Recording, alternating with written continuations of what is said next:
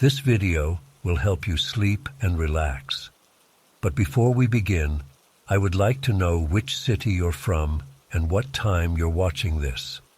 Now, subscribe to the channel, relax, and let's begin. The day had been perfect. We'd stopped at cute little coastal towns, hiked in the redwoods, and were now winding our way down the coast as the sun began to set. Jake spotted a little turnout overlooking the ocean and pulled our Jeep in so we could watch the sunset together. It was breathtaking, with vibrant oranges and pinks painting the sky as the sun sank towards the horizon. We cuddled up on the hood of the Jeep, taking photos and just soaking in the beauty and peacefulness of the moment. As it started to get dark, we were about to hop back in the Jeep when we noticed headlights pulling in behind us.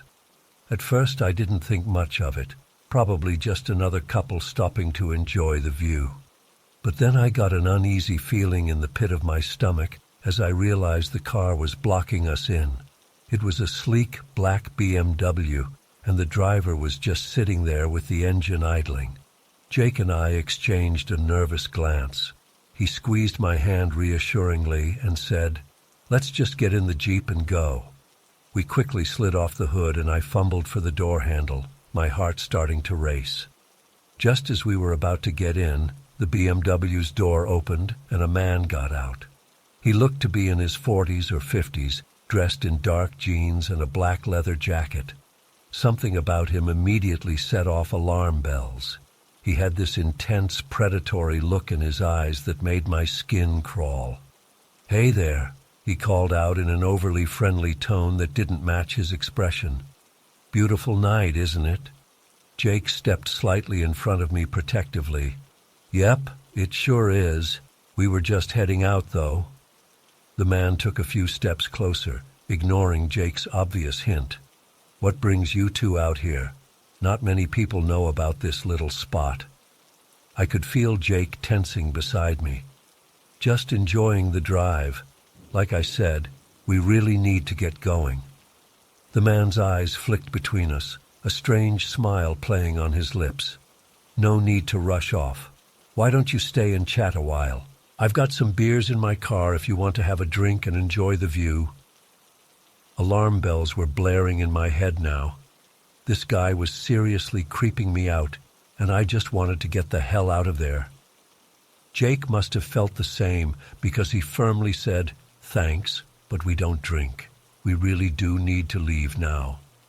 We both moved to get in the Jeep, but the man quickly stepped forward, putting his hand on the door to stop Jake from opening it. My heart was pounding so hard I could hear it in my ears. "Come on now, don't be rude," the man said, his tone hardening. "I'm just trying to be friendly. You two look like you could use some company out here all alone." Jake tried to keep his voice steady, but I could hear the tension in it. "Look, man, we appreciate the offer, but we're not interested. Please move your car so we can leave." The man's demeanor changed in an instant. His eyes went cold, and his smile turned into a sneer.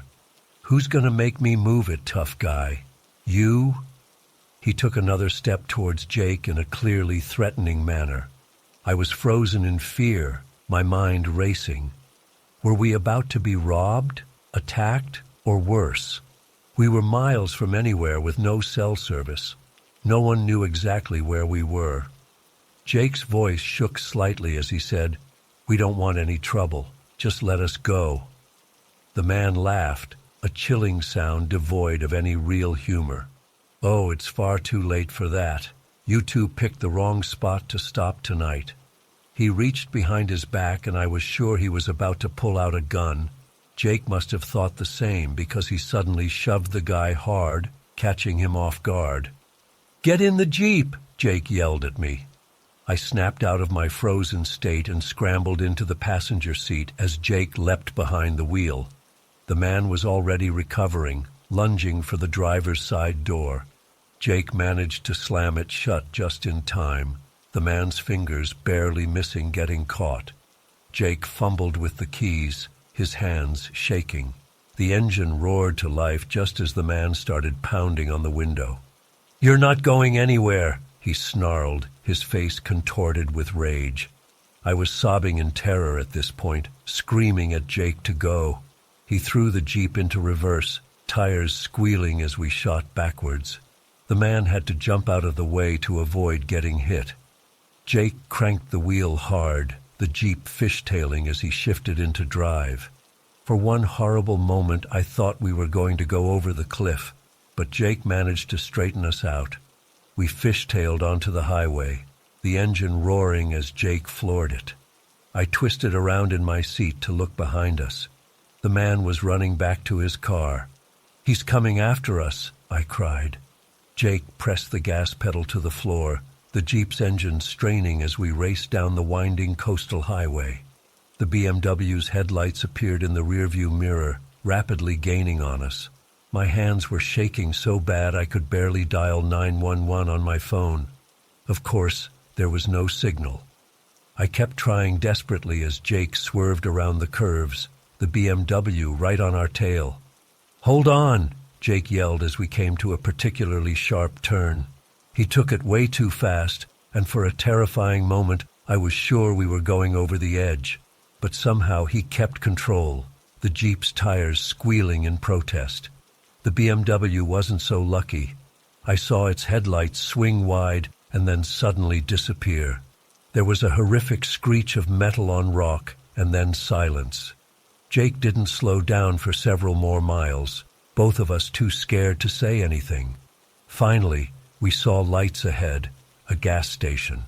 Jake pulled in, his hands visibly shaking as he turned off the engine.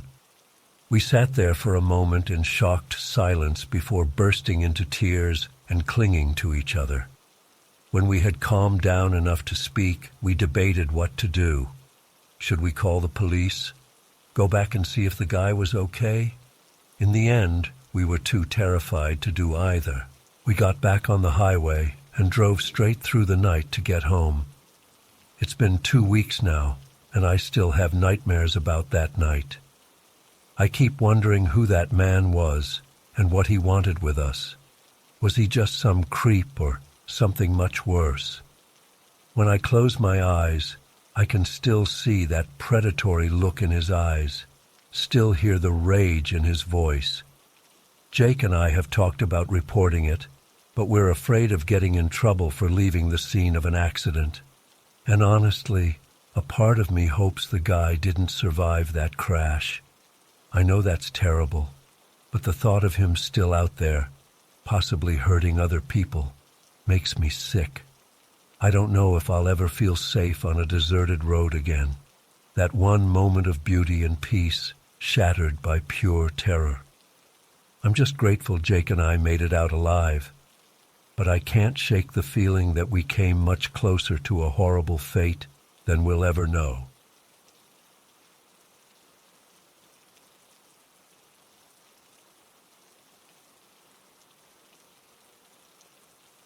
About 20 minutes into the journey, I noticed a man bored at one of the stops.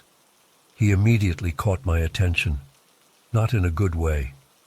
His face was covered in jagged scars, his clothes were disheveled, and his eyes had a wild, erratic energy. I tried not to stare, but I couldn't help glancing nervously in his direction as he paced up and down the aisle.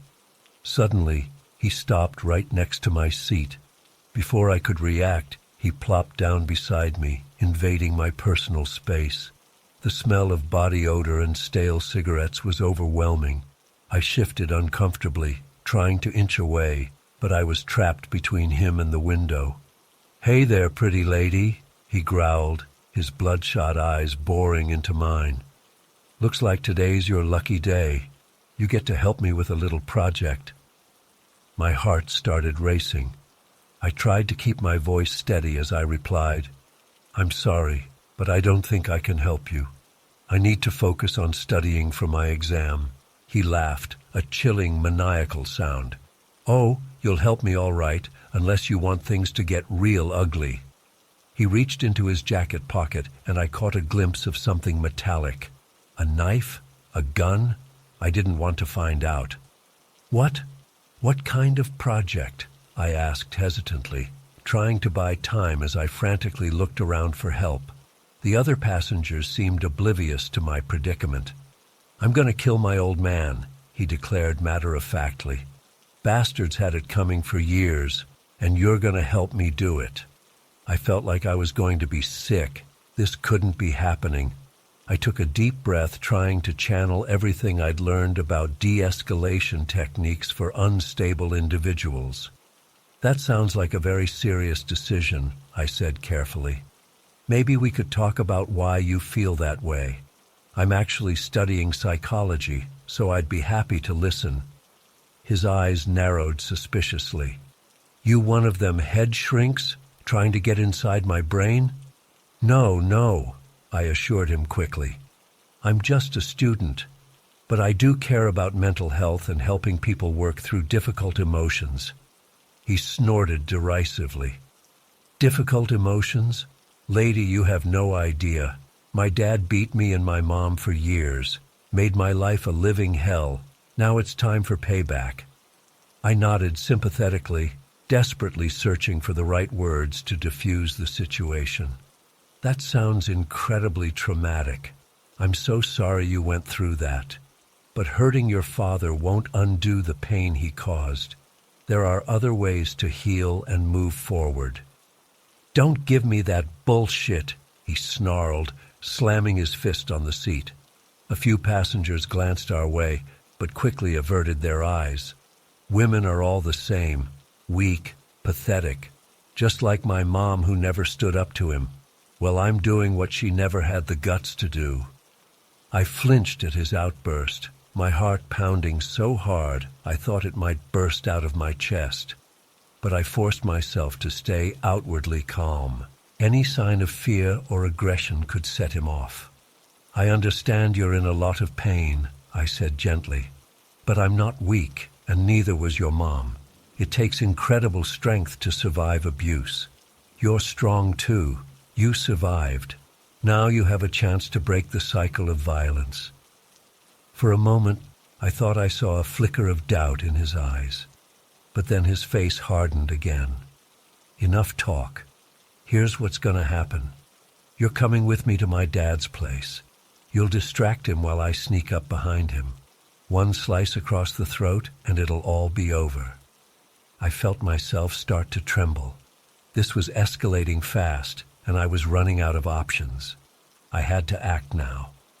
"I won't help you commit murder," I said firmly, looking him directly in the eye. "But I will help you get the support you need. There are resources available." Before I could finish, he grabbed my arm roughly. "Listen here, you stupid bitch. You don't have a choice. Either you help me or—" In that moment, survival instinct took over. I screamed at the top of my lungs, "Help! Someone please help me!" The man's eyes widened in shock, then fury. He raised his hand as if to strike me. But suddenly, two men from nearby seats rushed over and pulled him away.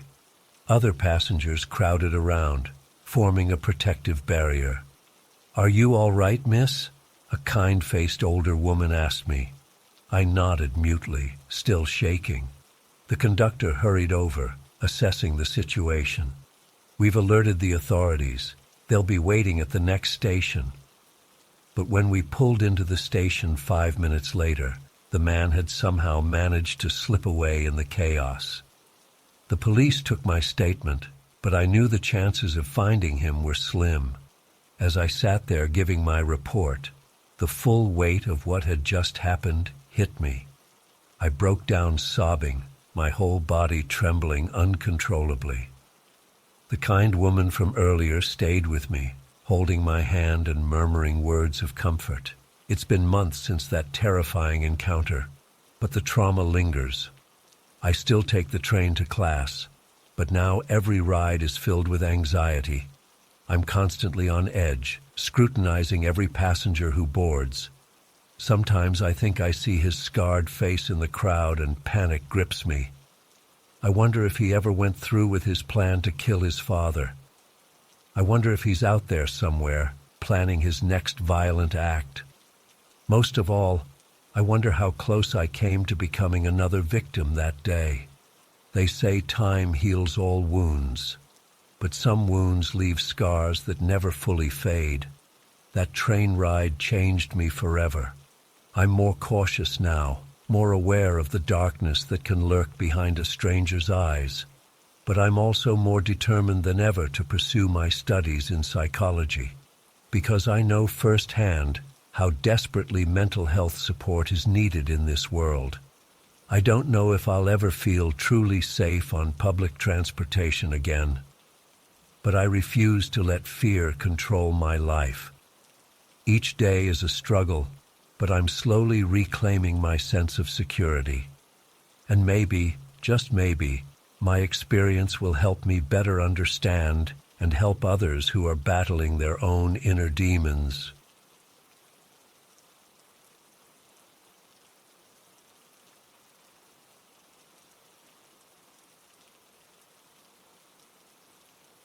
I'll never forget the day I met Ben.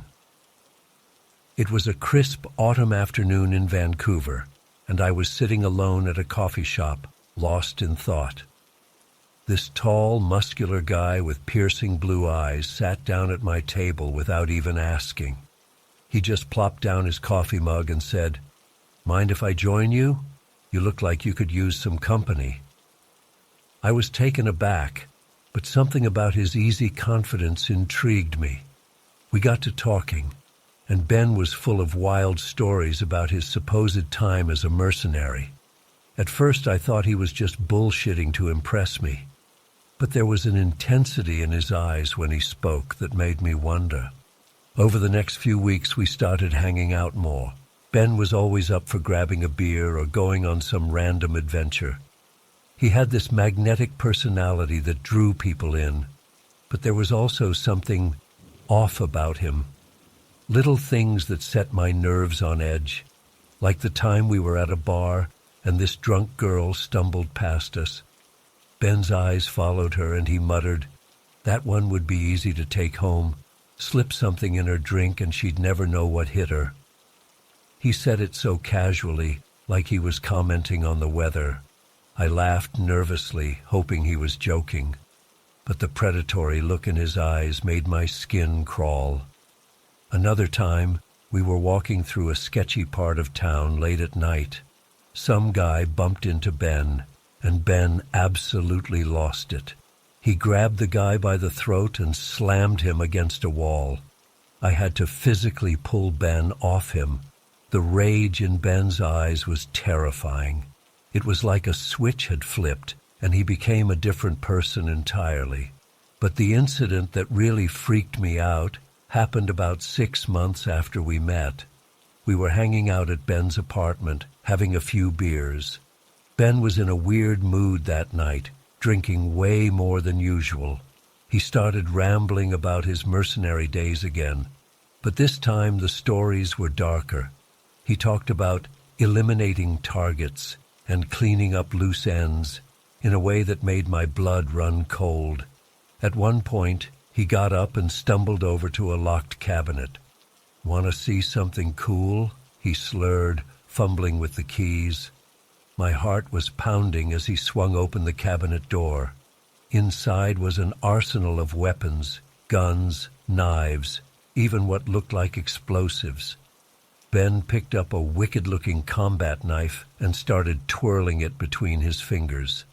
"You know," he said, his eyes glassy and unfocused, "I've been thinking about getting back in the game.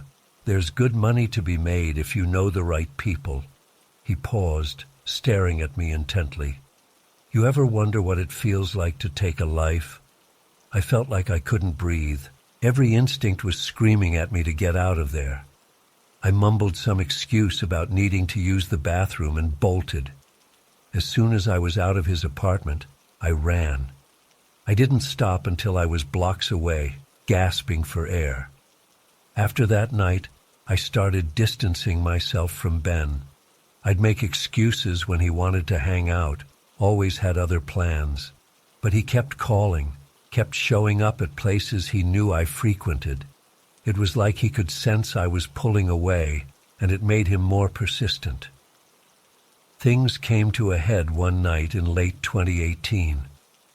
I was walking home from work, and suddenly Ben was there beside me. I nearly jumped out of my skin. He acted like everything was normal, chatting away about some new job opportunity. But there was an edge to his voice, a tension in his body language that set me on edge. As we walked, I noticed we weren't heading towards my apartment anymore. Ben was subtly steering us towards a more isolated area. Panic started to rise in my throat. I remembered all the creepy things he'd said and done over the months we'd known each other. The way he'd talk about violence so casually, the weapons in his apartment, the predatory look in his eyes when he thought no one was watching. My mind was racing, trying to figure out how to get away without tipping him off. We passed an all-night diner, and I blurted out that I was starving, practically dragging Ben inside. As soon as we sat down, I excused myself to use the restroom. Instead, I snuck out the back door and ran like hell. I spent the next few weeks jumping at every shadow, convinced Ben was going to show up at any moment. But days turned into weeks, and then months, with no sign of him. Eventually, I started to relax, thinking maybe he'd just moved on.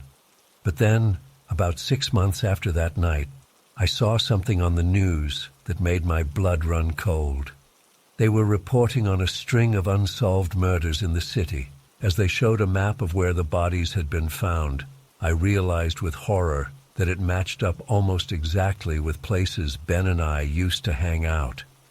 I'll never know for sure if Ben was responsible for those deaths.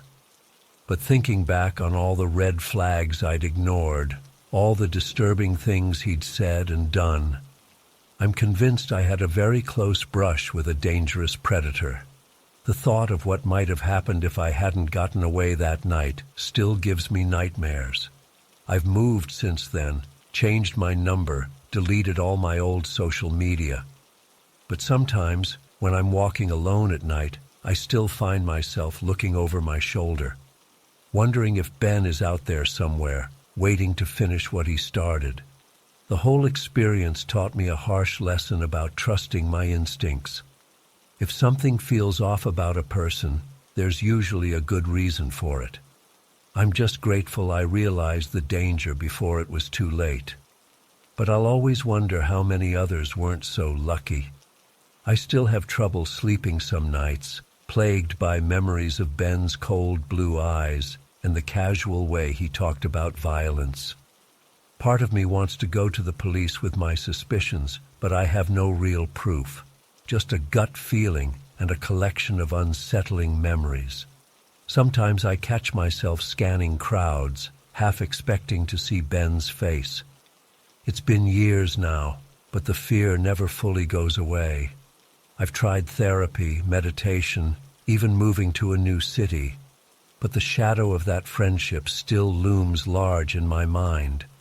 I often wonder what made Ben the way he was. Was he always a predator, or did his experiences as a mercenary twist him into something monstrous? Not that it really matters in the end. The danger was real, regardless of how he got that way.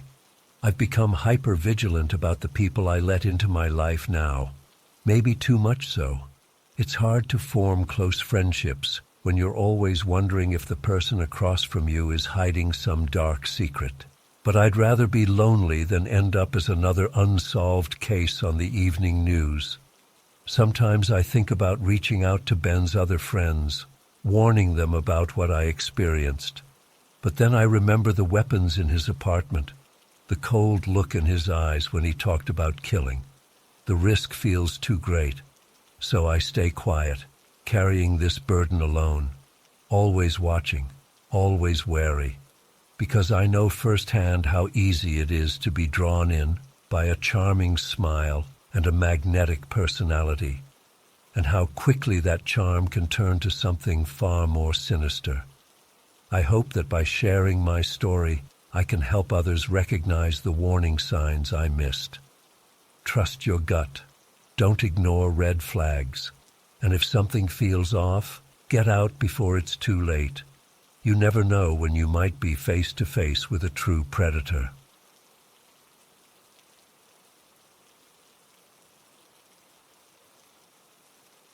It was supposed to be a fun, carefree summer. My two best friends from college, Jake and Emma, and I had decided to rent this old Victorian house near campus instead of going home for break. The place was huge and a little run down, but the rent was dirt cheap, and we thought it would be an adventure. We were so excited to have our own space and spend 3 months just hanging out and relaxing before senior year. The first couple weeks were great. We'd stay up late watching movies, have game nights, and explore the quirky little town nearby. The house itself was pretty cool too, all creaky wooden floors and ornate details everywhere. It even had this spooky old attic with a trap door in the ceiling. We joked about ghosts, but none of us actually believed in that stuff. Then things started getting weird. It was little things at first. I'd come home and find a half-smoked cigarette in the ashtray, even though none of us smoked. Or I'd notice my stuff had been slightly moved around in my room. I brushed it off, figuring one of the others must have borrowed something. But then one night, I woke up to a loud thump from upstairs. My first thought was that Jake or Emma had gotten up to use the bathroom, but when I checked, they were both sound asleep in their rooms. I stood at the bottom of the stairs for a while, straining to hear any other sounds, but there was nothing. Just as I was about to go back to bed, I caught a whiff of cigarette smoke. It was faint, but unmistakable. I didn't tell the others right away. I didn't want them to think I was going crazy or something. But over the next few days, I started noticing more and more strange occurrences. A lollipop I'd left on my desk was suddenly charred and melted, as if someone had held a lighter to it. The arrangement of my laptop stickers kept changing into weird geometric patterns. And the attic trap door, which we'd left open to air out the musty smell up there, was suddenly closed tight one day. Finally, I couldn't keep it to myself anymore. I sat Jake and Emma down and told them everything I'd been experiencing. To my surprise, they both looked relieved. Turns out, they'd been noticing odd things too, but hadn't wanted to say anything. Jake had found poorly rolled cigarettes in random places all over the house. Emma swore she kept hearing footsteps above her room at night. We were all pretty freaked out by this point.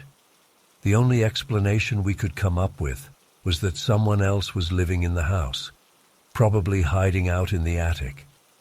It was an unsettling thought, to say the least. We decided to do a thorough search of the whole place, attic included.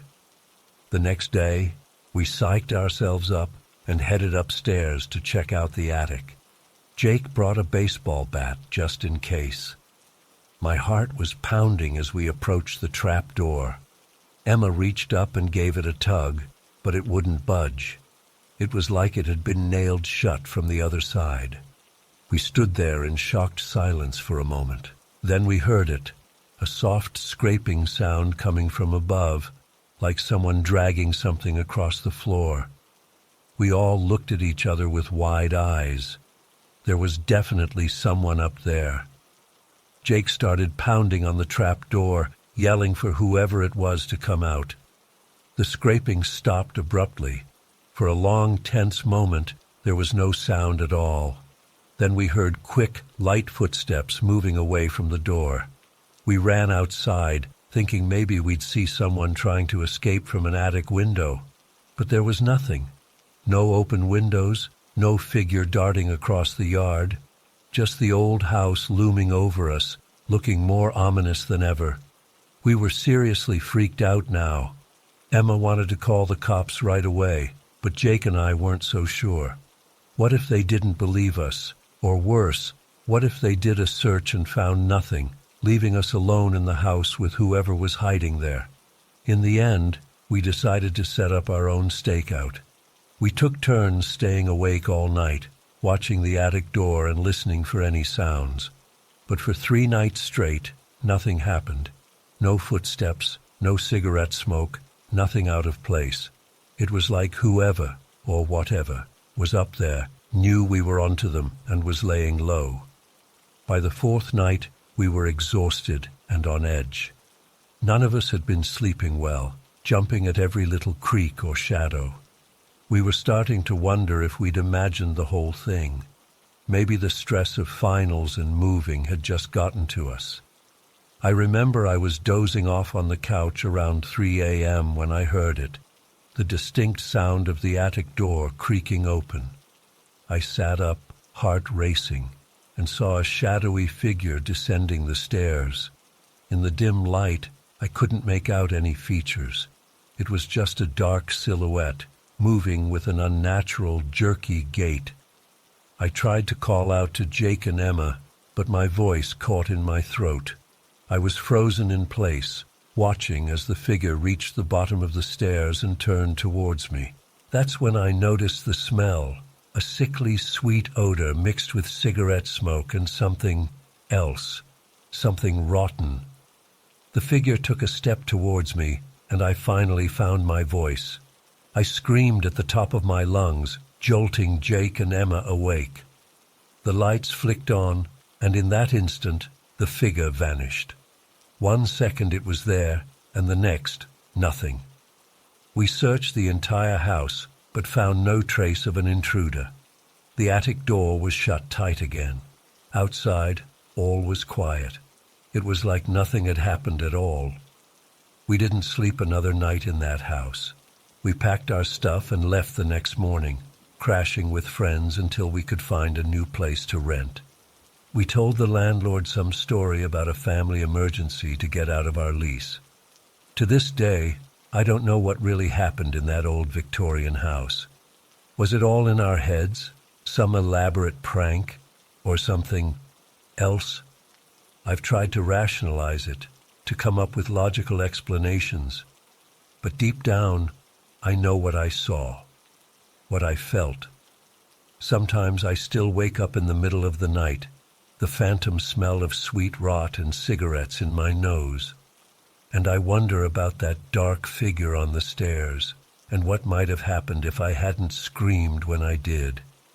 I don't expect anyone to believe this story.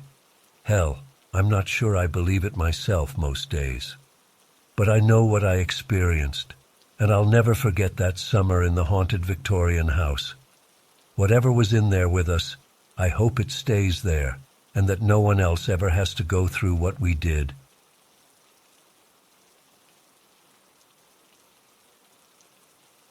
That evening, I had to work late at my part-time job. By the time I finished, it was already dark out.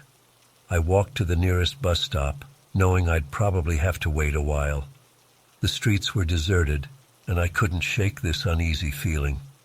After about 20 minutes of waiting, I saw headlights approaching.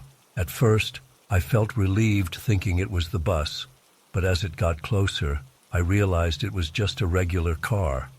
It slowed down as it neared me, and the driver rolled down his window. "Need a ride?" he called out. He looked to be in his 40s, with a friendly smile that didn't quite reach his eyes. I politely declined, saying I was waiting for the bus, but he was persistent. "Come on, it's not safe for a young lady to be out here alone. I'm heading in that direction anyway. It's no trouble." Something about his tone made me uncomfortable. I again refused, more firmly this time. He frowned, then shrugged and drove off. I breathed a sigh of relief, but my heart was racing. Not 5 minutes later, another car pulled up. This time it was an older model that had clearly seen better days. The man inside looked to be in his 60s, with graying hair and a weather-beaten face. "Sweetheart, you shouldn't be out here by yourself," he said, his voice gruff but concerned. "Let me give you a lift. It's not safe." Again, I declined. but he was even more insistent than the first guy. "I'm just trying to help," he said, his tone becoming agitated. "Don't be stupid. Get in the car." I took a step back, my hand gripping my phone in my pocket. "No, thank you," I said, trying to keep my voice steady. "Please leave me alone." His face twisted into an angry scowl. "Fine, have it your way. Don't come crying when something happens to you out here." He peeled away, tires screeching. I was shaking now, fighting back tears. Where was that damn bus? Just then, I saw another set of headlights. My stomach dropped. Not again.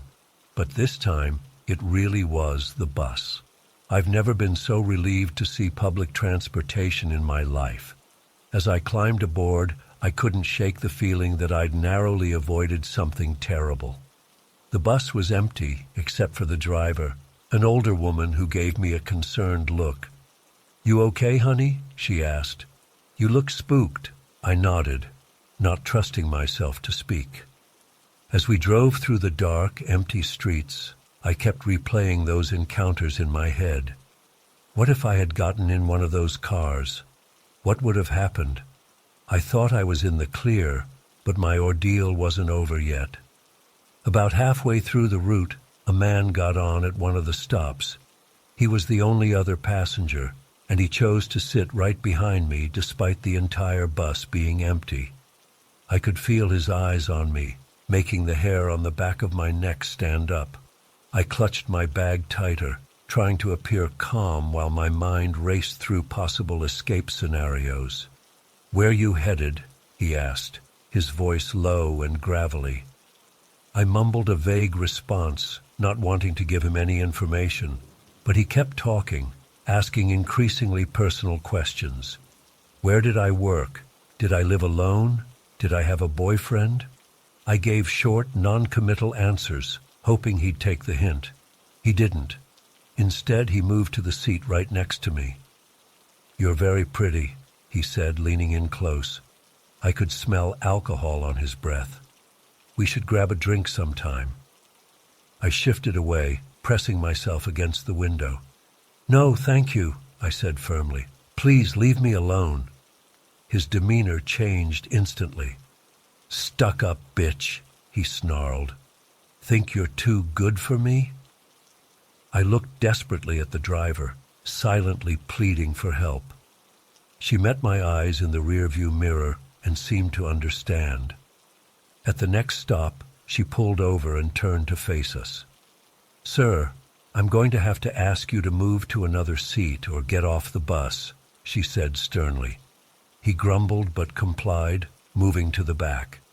I mouthed a thank you to the driver, who gave me a sympathetic nod. For the rest of the ride, I sat rigid in my seat, hyper-aware of every sound and movement. When we finally reached my stop, I practically ran off the bus. I didn't slow down until I was safely inside my apartment, door locked behind me. As I collapsed onto my couch, the events of the night hit me all at once. I broke down sobbing, overwhelmed by fear and relief. How many times had I narrowly avoided disaster in just one evening? It's been a week, and I still can't shake the feeling of vulnerability. I've started saving up for a car, but until then, I'm stuck relying on this unsafe public transportation. I've ordered pepper spray and started taking self-defense classes, but I know that might not be enough. Every time I have to wait at that bus stop now, my heart races. Every car that slows down makes me flinch. I'm constantly looking over my shoulder, unable to relax even for a moment. What scares me most is how normal it all seemed at first. These weren't obviously creepy guys lurking in dark alleys.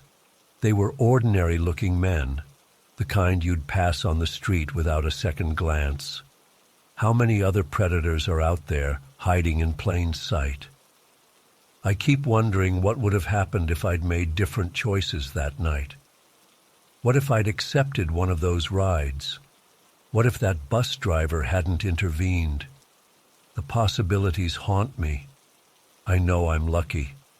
I escaped physically unharmed, but the psychological impact lingers.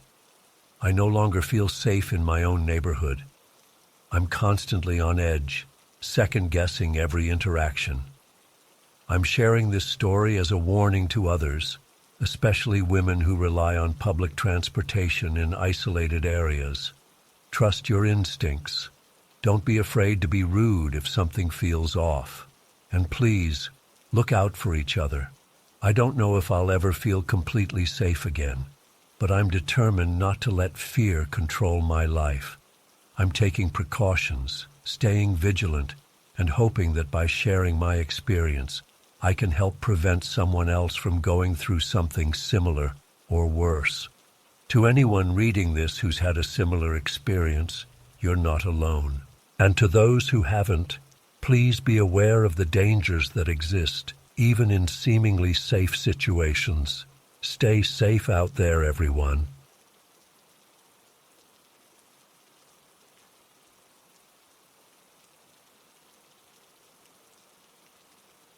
I was 19 when it happened. My parents had just moved to a new development in Devon, and I was staying with them for the summer before heading back to uni. It was a nice enough area, quiet, suburban, lots of young families, the kind of place where you'd expect to feel safe. Our house was at the end of a cul-de-sac, backing onto some woods. My bedroom was on the ground floor, with a big window looking out onto the back garden. I always kept the curtains drawn at night, but I could still hear the rustling of leaves and occasional animal noises from outside. That night, I was up late scrolling on my phone when I heard my cat, Milo, start to growl. It was a low, threatening sound I'd never heard from him before. I looked over and saw him staring intently at my bedroom door, his tail puffed up. At first I thought he was just being weird. Cats do that sometimes, right? But then I heard it, a soft scraping noise coming from the front of the house. My blood ran cold as I realized someone was trying to jimmy the lock on our front door. I froze, unsure what to do. Should I wake my parents? Call the police? I was paralyzed with indecision and fear. The scraping continued, more insistent now. Milo's growl grew louder. Suddenly, I heard a loud thud, like someone had thrown their full weight against the door. That snapped me out of it. I leapt out of bed and ran to my parents' room, shaking them awake. "Someone's trying to break in," I hissed urgently. My dad jumped up immediately, grabbing a golf club from beside the bed. We crept downstairs together, my heart pounding so hard I was sure the intruder must be able to hear it. As we approached the front door, we could hear heavy breathing on the other side. My dad nodded at me to call the police while he positioned himself by the door. With shaking hands, I dialed 999.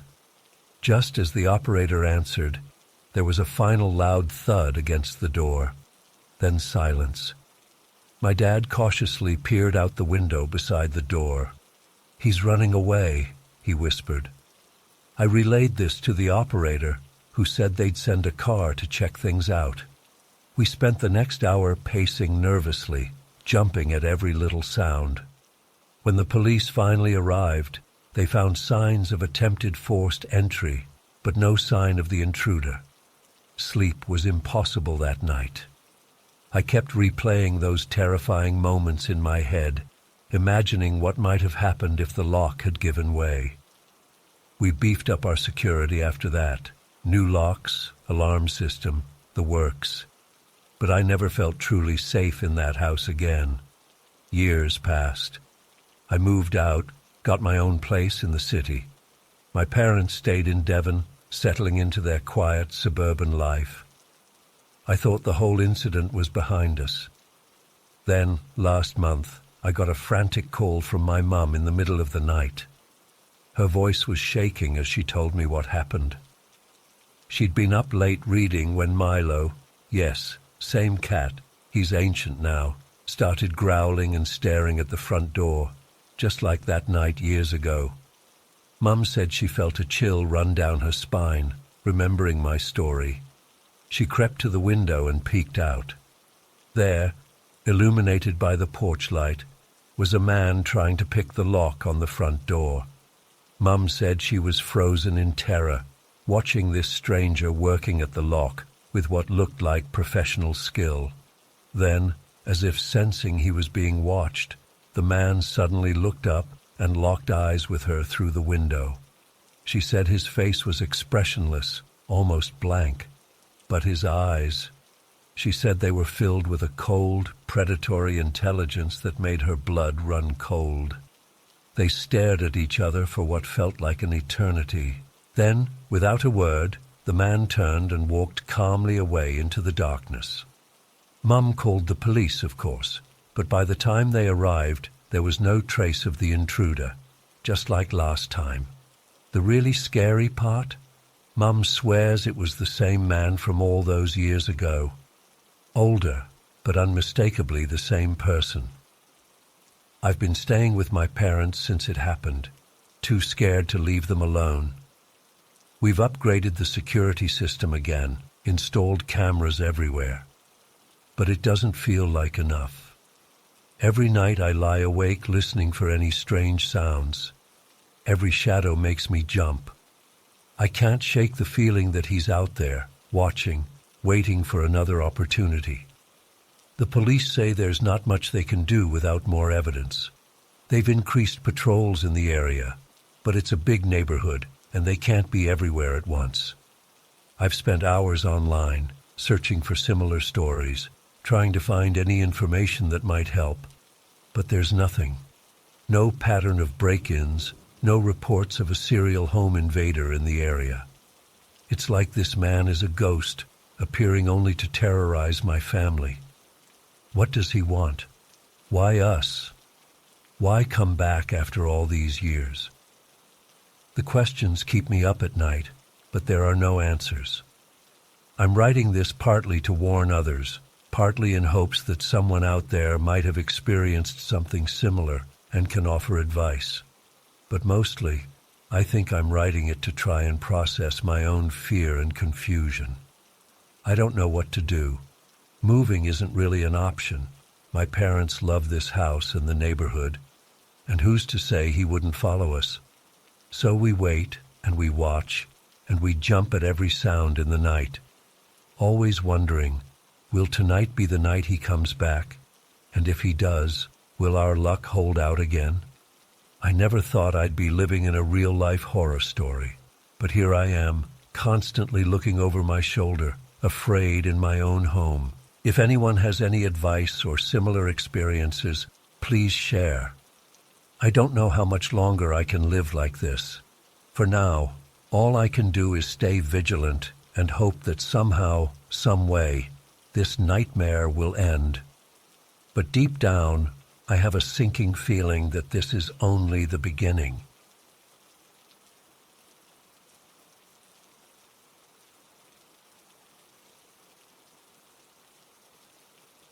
I'm a grad student living alone in a small apartment on the 4th floor of an old building downtown. It's nothing fancy, but it's all I can afford on my meager stipend. The walls are thin, the pipes clank at night, and the elevator breaks down more often than not. But it was home. That night started like any other. I was up late working on my thesis, downing coffee to stay awake. Around 2 a.m. I heard footsteps in the hallway.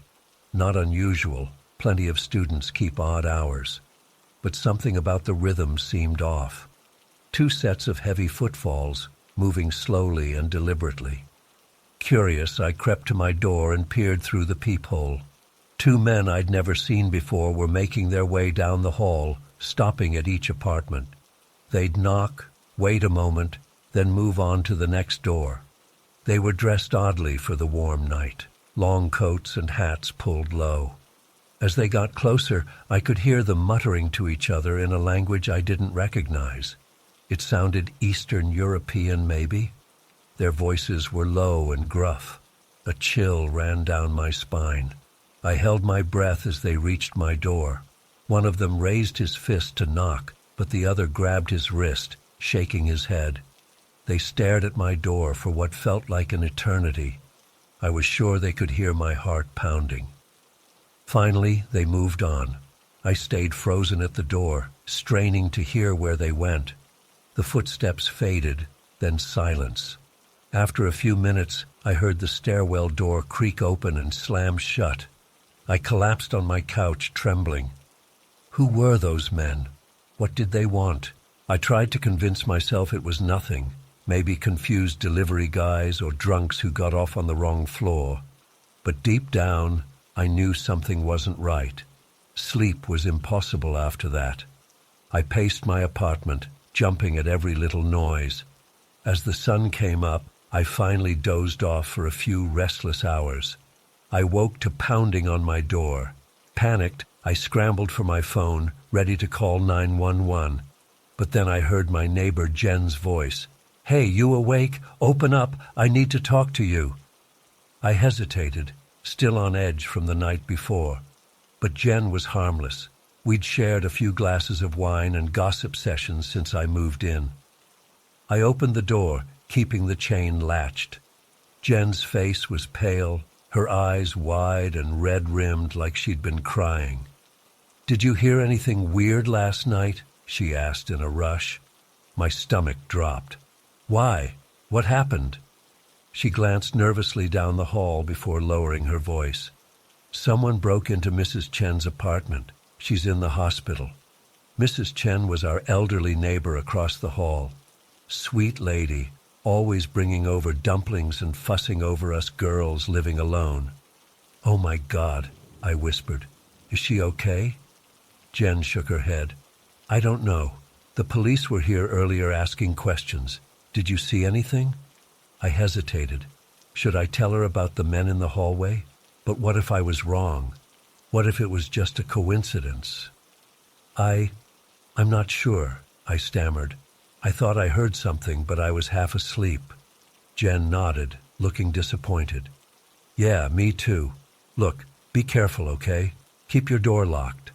After she left, I sank to the floor, my mind racing. It had to be connected to those men, right? But why target a harmless old woman? And why did they skip my apartment? I spent the day in a fog, jumping every time my phone buzzed. I kept expecting the police to show up and question me, but no one came. That evening, a letter appeared under my door. It was from the leasing office. "Important safety notice. There have been reports of suspicious individuals in the building.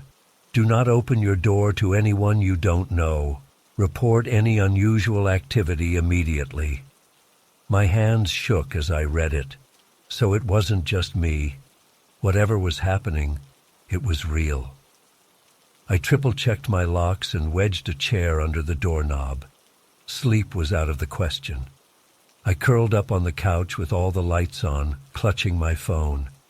Around midnight, I heard it. Footsteps in the hall again. The same slow, deliberate pace. My breath caught in my throat as they stopped outside my door. A soft knock, then another. "Hello?" A man's voice called softly. The accent was thick, Eastern European, just like I'd thought. "Please, we need help. Car broke down. Can we use phone?" I stayed perfectly still, not daring to breathe. "We know you're in there," another voice said. "We can hear you breathing." Oh God, oh God, oh God, oh God. The doorknob rattled. "Just open door. We only want to talk." Tears streamed down my face as I silently dialed 911. The dispatcher answered and I whispered frantically, trying to explain. A loud thud made me jump. They were trying to break down the door. Thud. The wood splintered. Thud. The chain strained against the frame. I scrambled to the window, ready to climb onto the fire escape. But we were 4 stories up. If I fell... Suddenly, sirens wailed in the distance. The men in the hall went silent. Then, fast footsteps retreating, the stairwell door slamming. I sobbed with relief as I heard police radios in the hallway minutes later. When I opened the door, the officer's eyes went wide at the damage. "You're lucky," he said grimly. "Looks like we got here just in time." They took my statement, but I could tell they were frustrated by my lack of details. I couldn't describe the men beyond Eastern European. I hadn't seen any weapons or vehicles. In the end, they told me it was probably an attempted burglary and to be more careful. They'd increase patrols in the area for a while, but I knew it was more than that. The way those men had moved, the calculated way they chose which doors to knock on. This was organized, purposeful. I moved out the next day, crashing on a friend's couch until I found a new place. I never felt safe in that building again. It's been months now, and sometimes I can almost convince myself it was all a bad dream. But then I'll hear footsteps in the hall of my new apartment, and my heart races. I'll catch a glimpse of a man in a long coat on the street and break into a cold sweat. I still don't know who those men were or what they wanted. Part of me doesn't want to know. But I can't shake the feeling that I narrowly escaped something truly horrifying that night. And I wonder if they're still out there, knocking on doors in the dark.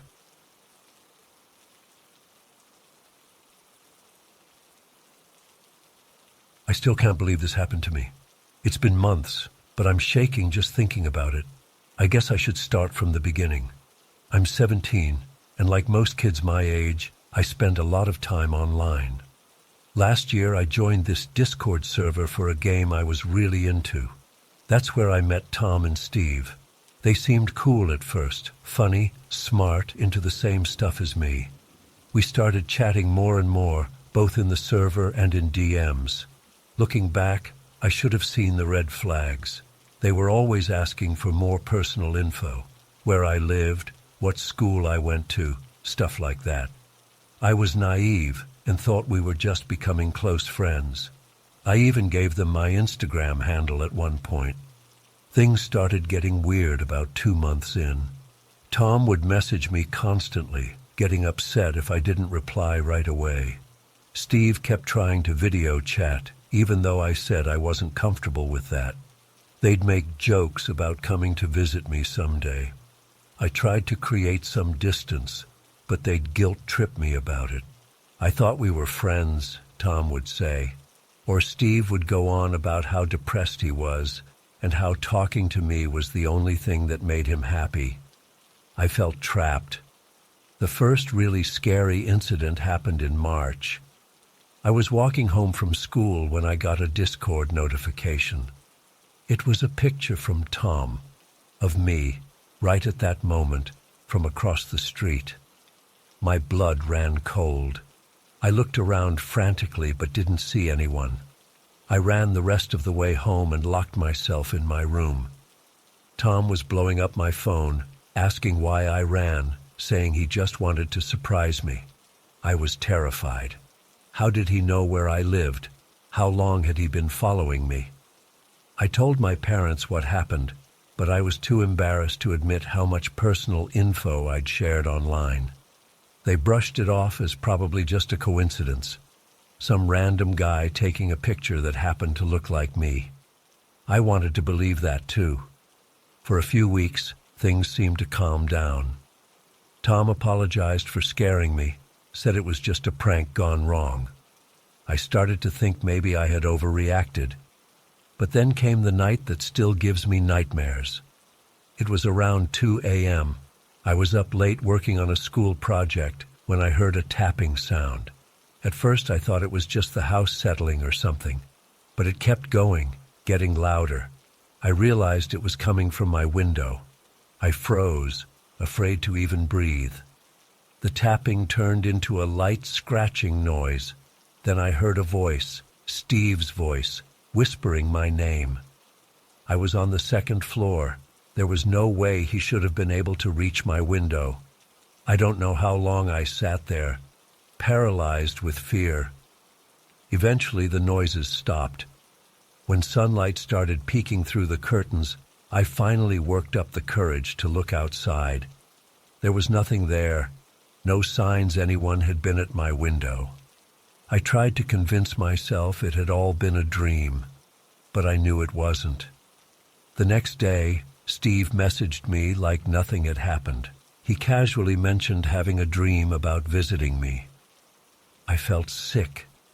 I knew I had to cut ties with them completely. I blocked them everywhere I could think of. Discord, Instagram, even my phone. I deleted the game we'd originally bonded over. I was constantly looking over my shoulder, jumping at every sound.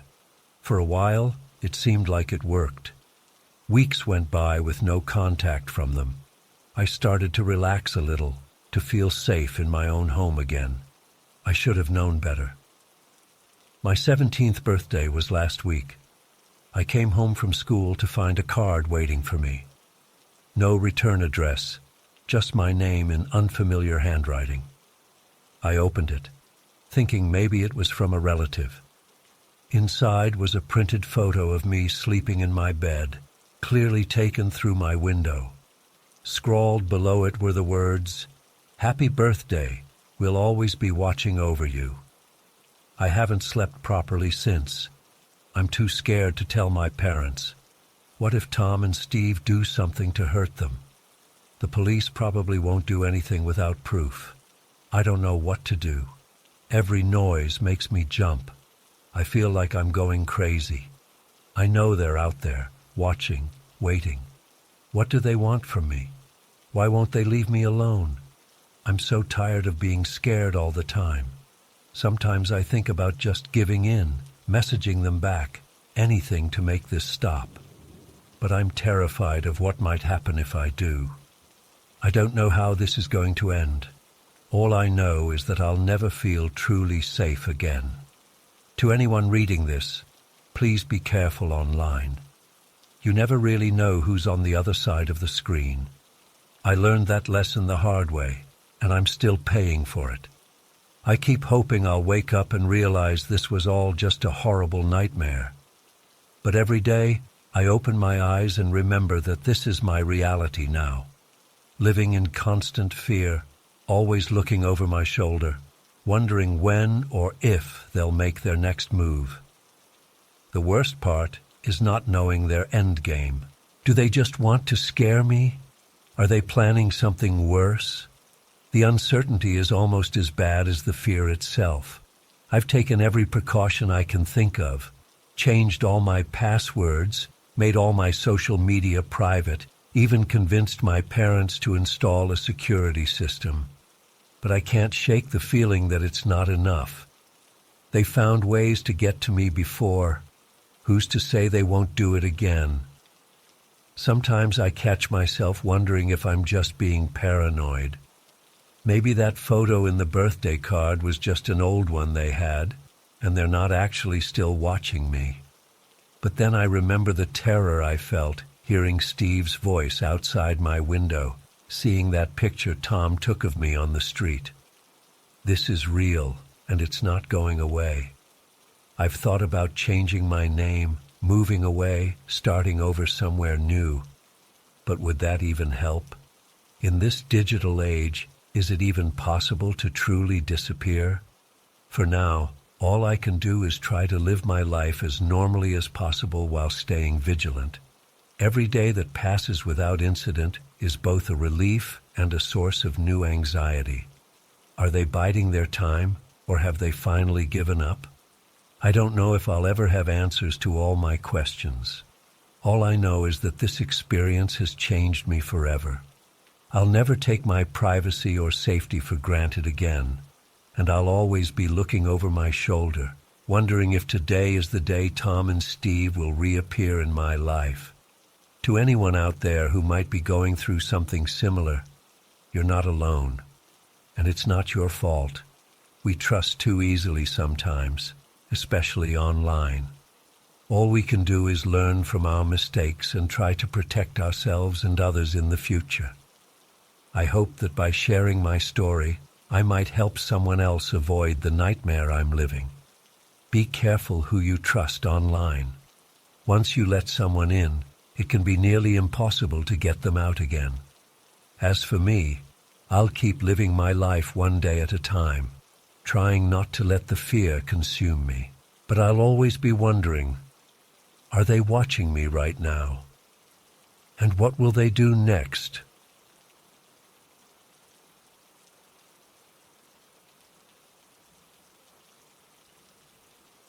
I was about 10 years old when my parents got divorced. It was a difficult time for our family, but my dad seemed to bounce back pretty quickly. Within a few months, he started dating Rachel. At first, she seemed nice enough, always smiling, bringing us little gifts, trying to win us over. But there was something off about her that I couldn't quite put my finger on. Things moved fast between them. Rachel was practically living at our house within weeks. She'd be there when we got home from school, cooking dinner and acting like she was part of the family. My little brother Tommy seemed to like her, but I just couldn't warm up to her. Maybe it was loyalty to my mom, or maybe it was those moments when I'd catch Rachel staring at me with this weird, intense look in her eyes. After about 6 months, my dad broke things off with Rachel. He never went into details, but I overheard him telling my aunt that Rachel had become clingy and unstable. I was relieved when he said she wouldn't be coming around anymore. But that's when things took a dark turn. At first, it was just constant phone calls. Our landline would ring off the hook at all hours. If we answered, it would just be heavy breathing on the other end. Then Rachel started showing up at our house unannounced. She'd pound on the door, begging my dad to take her back. One time, I came home from school to find all of our trash cans overturned, with garbage strewn all over the front yard. My dad tried to reason with her, but it only seemed to make things worse. Rachel started following him to work, hiding in the parking lot to confront him. She even cornered me and Tommy at the park one day, tears streaming down her face as she pleaded with us to convince our dad to give her another chance. It was terrifying. Things escalated quickly from there. Rachel started spreading vicious rumors about my dad around town. She told anyone who would listen that he had abused her, that he was an alcoholic who beat his kids. None of it was true, but that didn't stop people from believing her. My dad nearly lost his job over it. The police got involved, but they said there wasn't much they could do unless Rachel actually threatened us. My dad got a restraining order, but Rachel just ignored it. She'd drive by our house at all hours, sometimes stopping to take pictures. We started keeping all the curtains closed. One night, things came to a head in a way that still gives me nightmares. It was a Friday evening in late October. The sun had set early, and there was a chill in the air. My dad was working late, so it was just me, Tommy, and our babysitter Susan at home. We were watching TV in the living room when we heard a loud thump against the sliding glass door that led to the backyard. At first, we thought it was just a bird hitting the glass. But then we heard it again. Thump, and again. Thump, thump, thump. Susan got up to investigate. As soon as she pulled back the curtain, she let out a blood-curdling scream. There, pressed up against the glass, was Rachel's face. Her eyes were wide and crazed, her mouth contorted into a twisted grin. She was pounding on the glass with both fists. "Let me in," she shrieked. "I just want to talk to the kids. They're my kids, too." Susan slammed the curtain shut and ran to call 911. Tommy started crying. I was frozen in terror, unable to move or even breathe. Rachel kept pounding and screaming, the glass rattling in its frame. I was sure it was going to shatter at any moment. "Daddy doesn't love you," Rachel wailed. "But I do. I'll be a better mommy than she ever was." I don't know how long it went on. It felt like hours, but it was probably only minutes before we heard sirens in the distance. As soon as the police cars pulled up, Rachel disappeared into the darkness. The cops searched the property but couldn't find her. They took our statements and promised to step up patrols in the neighborhood. My dad rushed home, looking more shaken than I'd ever seen him. That was the last time we saw Rachel in person. The harassment continued for a while. More phone calls, more rumors, even a few letters. But eventually, it tapered off. We found out later that she'd moved to another state. It's been over 2 decades, but I still get chills whenever I think about that night. The wild look in Rachel's eyes, The sound of her fists on the glass, the sheer terror of feeling trapped and helpless in my own home. It changed me in ways I'm still trying to understand. I've had relationships since then, but I've never been able to fully trust anyone. I'm always waiting for the other shoe to drop, for that mask of sanity to slip and reveal the monster underneath. I know it's not fair or rational, but I can't help it. Sometimes I wonder what became of Rachel. Did she get help? Did she find peace? Or is she out there somewhere, still obsessing over my dad and the family she thought she could have? Part of me hopes I never find out. I don't know why I'm sharing this now. Maybe it's because I recently became a parent myself, and the thought of anyone threatening my child the way Rachel threatened us makes my blood run cold. Or maybe I just needed to finally let it out, to give voice to this shadow that's been hanging over me for so long. If you've made it this far, thank you for listening. And if you've ever been through something similar, know that you're not alone. These experiences shape us, but they don't have to define us. We can choose to be stronger than our fears. As for me, I'm still working on it, one day at a time.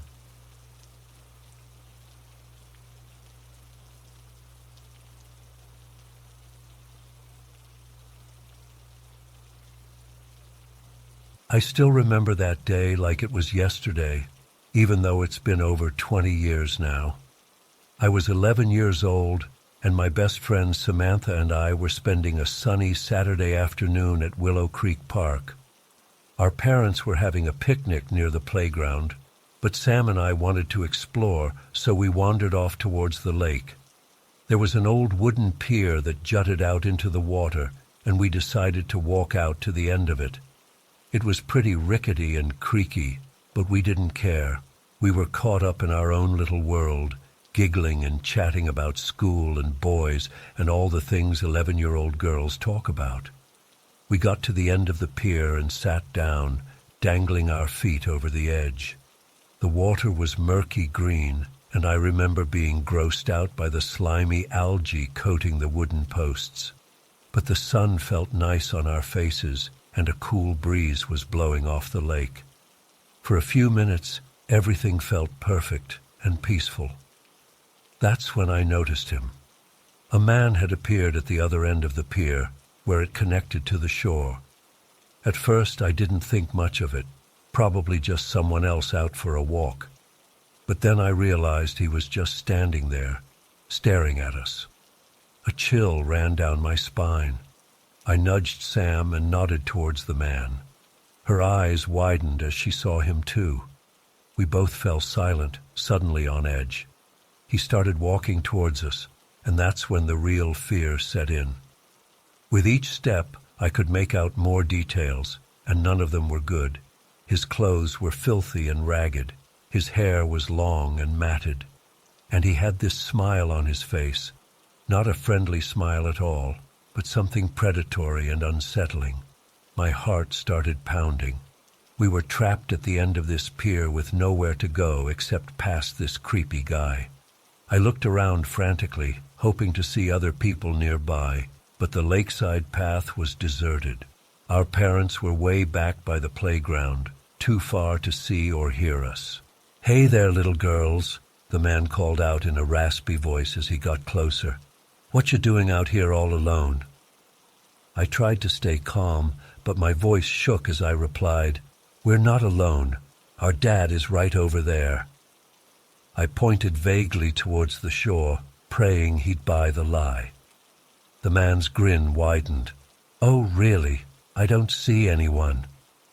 He was about halfway down the pier now, maybe 20 feet away from us, close enough that I could smell the reek of body odor and stale alcohol. Sam was trembling next to me. I squeezed her hand, trying to reassure her even though I was terrified myself.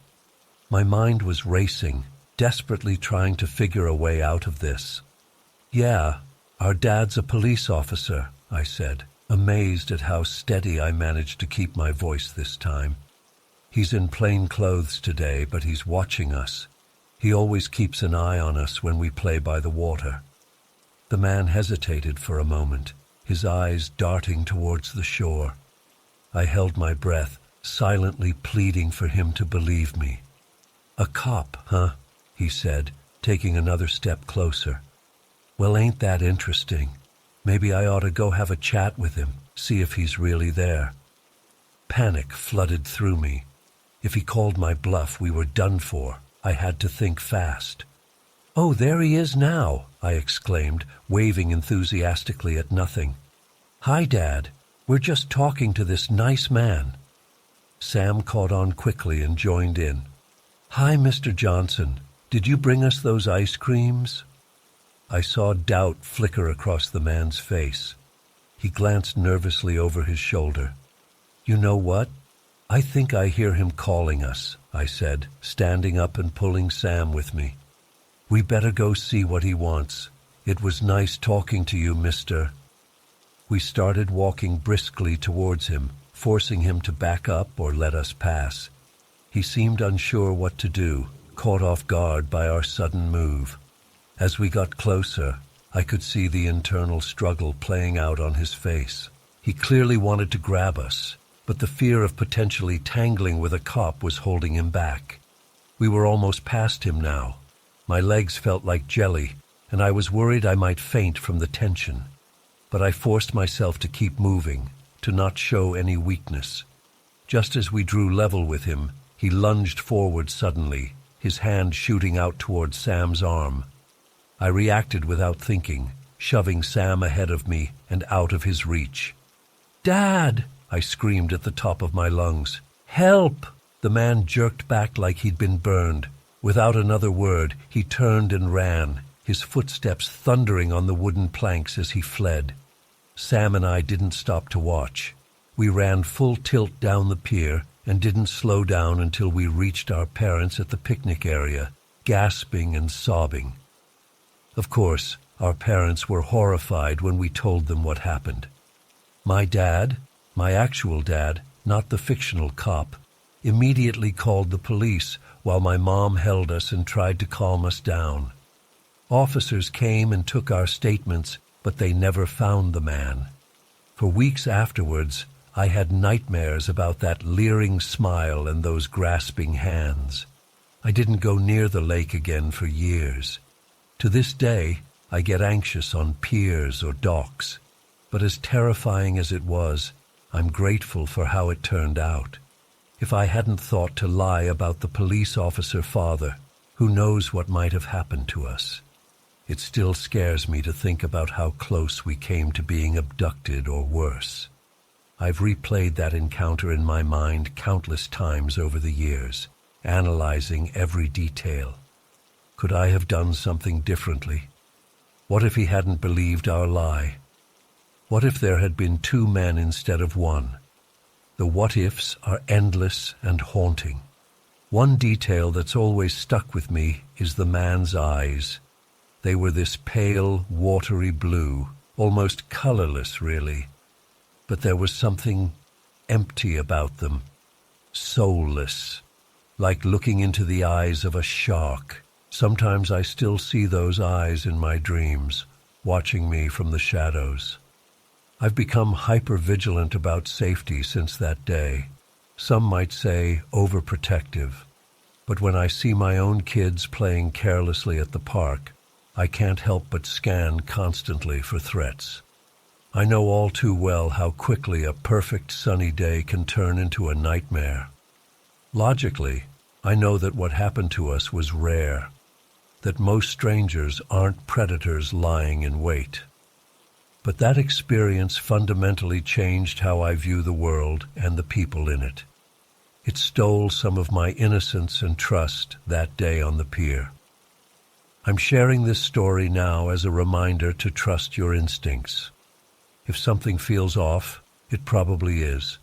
Don't be afraid to be rude or cause a scene if you feel threatened. It's better to be embarrassed than to become a victim. Sam and I don't talk about that day much anymore. We've both had therapy to process the trauma, but there's still an unspoken understanding between us, a shared experience that bonded us for life. She's still my best friend to this day, and I'd trust her with anything. Sometimes I wonder what became of that man. Did he go on to hurt other children? Did he get caught eventually? Or did our close call scare him straight? I'll never know for sure. All I know is that I'm incredibly lucky. Lucky that I kept my wits about me that day. Lucky that the lie worked. Lucky that Sam and I got away unharmed.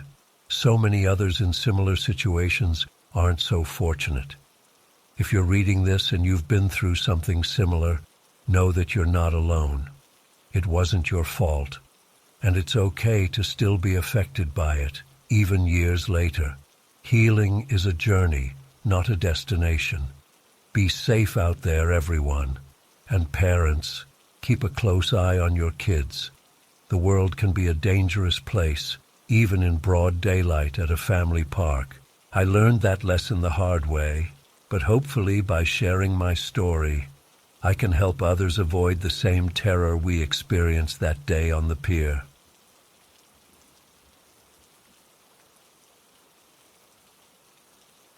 The restaurant was bustling that evening, filled with locals and tourists excited for the festivities. Through the windows, I could see costumed figures roaming the streets, people dressed as the mythical Krampus beast with frightening horned masks and shaggy fur suits. Children squealed with a mix of delight and terror as the Krampus figures chased them playfully. Around 8 p.m. I was clearing tables when I heard a commotion outside. I looked out to see 3 particularly menacing Krampus figures surrounding 2 young boys who appeared to be of Turkish descent. At first I thought it was part of the usual parade antics, but something felt off. The boys looked genuinely scared, not playfully frightened like the other kids. The Krampus figures were getting aggressive, pushing the boys and yelling at them harshly. I called over to Ivan, our cook, and Marcus, another waiter. "Hey, look at what's happening out there. Those guys are taking it too far." They came to the window and immediately saw what I meant. Without hesitation, we rushed outside to intervene. As we approached, I could hear the boys pleading in Turkish, clearly terrified. The Krampus figures were much larger than them, looming over the kids threateningly. One roughly shoved a boy to the ground, while another kicked snow in his face. "Hey, leave them alone!" I shouted as we ran up. The Krampus figures turned to face us, and I felt a chill run down my spine. Their masks were incredibly lifelike and grotesque up close. But what really unnerved me were their eyes.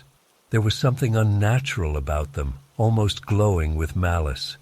Ivan, who's a big guy, got right in their faces. "Back off now or we'll call the police," he growled. For a tense moment, I thought the Krampus figures might attack us too. But then they slowly backed away, never breaking eye contact. As they retreated into the crowd, one of them pointed at me and made a throat-slitting gesture. I tried to shake it off as just part of the act, but it left me deeply unsettled. We helped the boys up and brought them into the restaurant to calm down. They were shaken, but thankfully unharmed. We gave them some hot chocolate and called their parents to pick them up. I kept glancing out the window, half expecting to see those creepy masks staring back at me. But there was no sign of the 3 Krampus figures.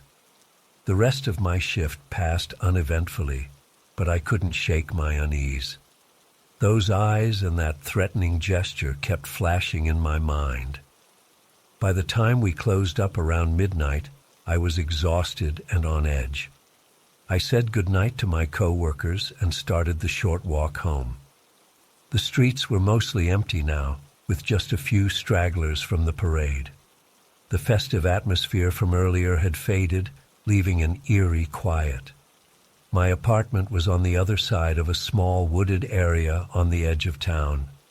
I'd walked this route countless times, but tonight it felt different. The trees loomed ominously in the darkness. Every shadow seemed to move. I quickened my pace, feeling watched. I was about halfway through the woods when I heard a twig snap behind me. I whirled around but saw nothing. My heart was racing now. I told myself I was being paranoid, that it was just leftover nerves from earlier. But then I heard heavy breathing, like an animal panting. Slowly, I turned back toward the path ahead. What I saw made my blood run cold. There, emerging from the trees, were 5 Krampus figures. But these weren't costume-wearing revelers. These things moved with an inhuman fluidity. Their eyes glowed a hellish red in the darkness. Long, razor-sharp claws extended from their fingers. I stood frozen in terror as they advanced toward me. A guttural growl emanated from the lead figure. In that moment, I knew with absolute certainty that these were no men in masks. This was something ancient and evil. Primal fear jolted me into action. I turned and ran faster than I've ever run in my life. I could hear them pursuing, their heavy footfalls and snarling getting closer. Branches whipped at my face as I crashed through the underbrush. My lungs burned and my legs ached, but I didn't dare slow down. I burst out of the woods onto a residential street, gasping for air. Miraculously, a taxi was just turning the corner. I frantically waved it down, glancing behind me to see red eyes still gleaming between the trees. I dove into the taxi, yelling at the driver to go. As we sped away, I looked back one last time. The Krampus figures stood at the edge of the woods, watching us drive off. Then they melted back into the darkness. I was an incoherent, trembling mess. The concerned taxi driver asked if I needed to go to the hospital or police station, but I just wanted to get home, to lock myself away from whatever nightmare I'd just encountered. I didn't sleep at all that night. I sat huddled in bed, jumping at every little sound. When morning finally came, I wondered if it had all been some kind of stress-induced hallucination, but the scratches on my arms and face from the tree branches proved it was real. I called in sick to work that day, too shaken to leave my apartment. When I finally ventured out the next day, everything seemed normal. The Krampus parade was over. Life in town went on as usual. I kept expecting someone to mention the incident with the Turkish boys, but no one did. It was like it never happened. I've run through that night in my head countless times since then, trying to make sense of it. Were those really supernatural beings I encountered in the woods? Or just some sick individuals taking the Krampus act way too far? I've never been able to come up with a rational explanation. All I know is that I'll never look at the Krampus tradition the same way again. What most see as harmless fun, I now recognize as something potentially much darker. Every December, I'm on edge, half expecting to see those glowing red eyes emerging from the shadows once more. I still live in that same town, still work at that restaurant, but I never walk through those woods at night anymore. And when the Krampus parade comes around each year, I stay home with the doors locked tight.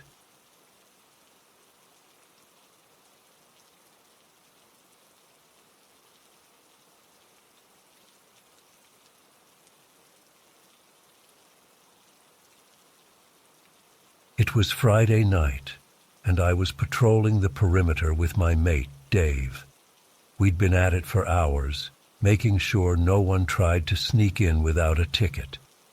As we rounded a corner near the back of the grounds, we spotted a group of kids trying to scale the fence. Now, normally we'd have to kick them out, but something about their determined faces made us pause.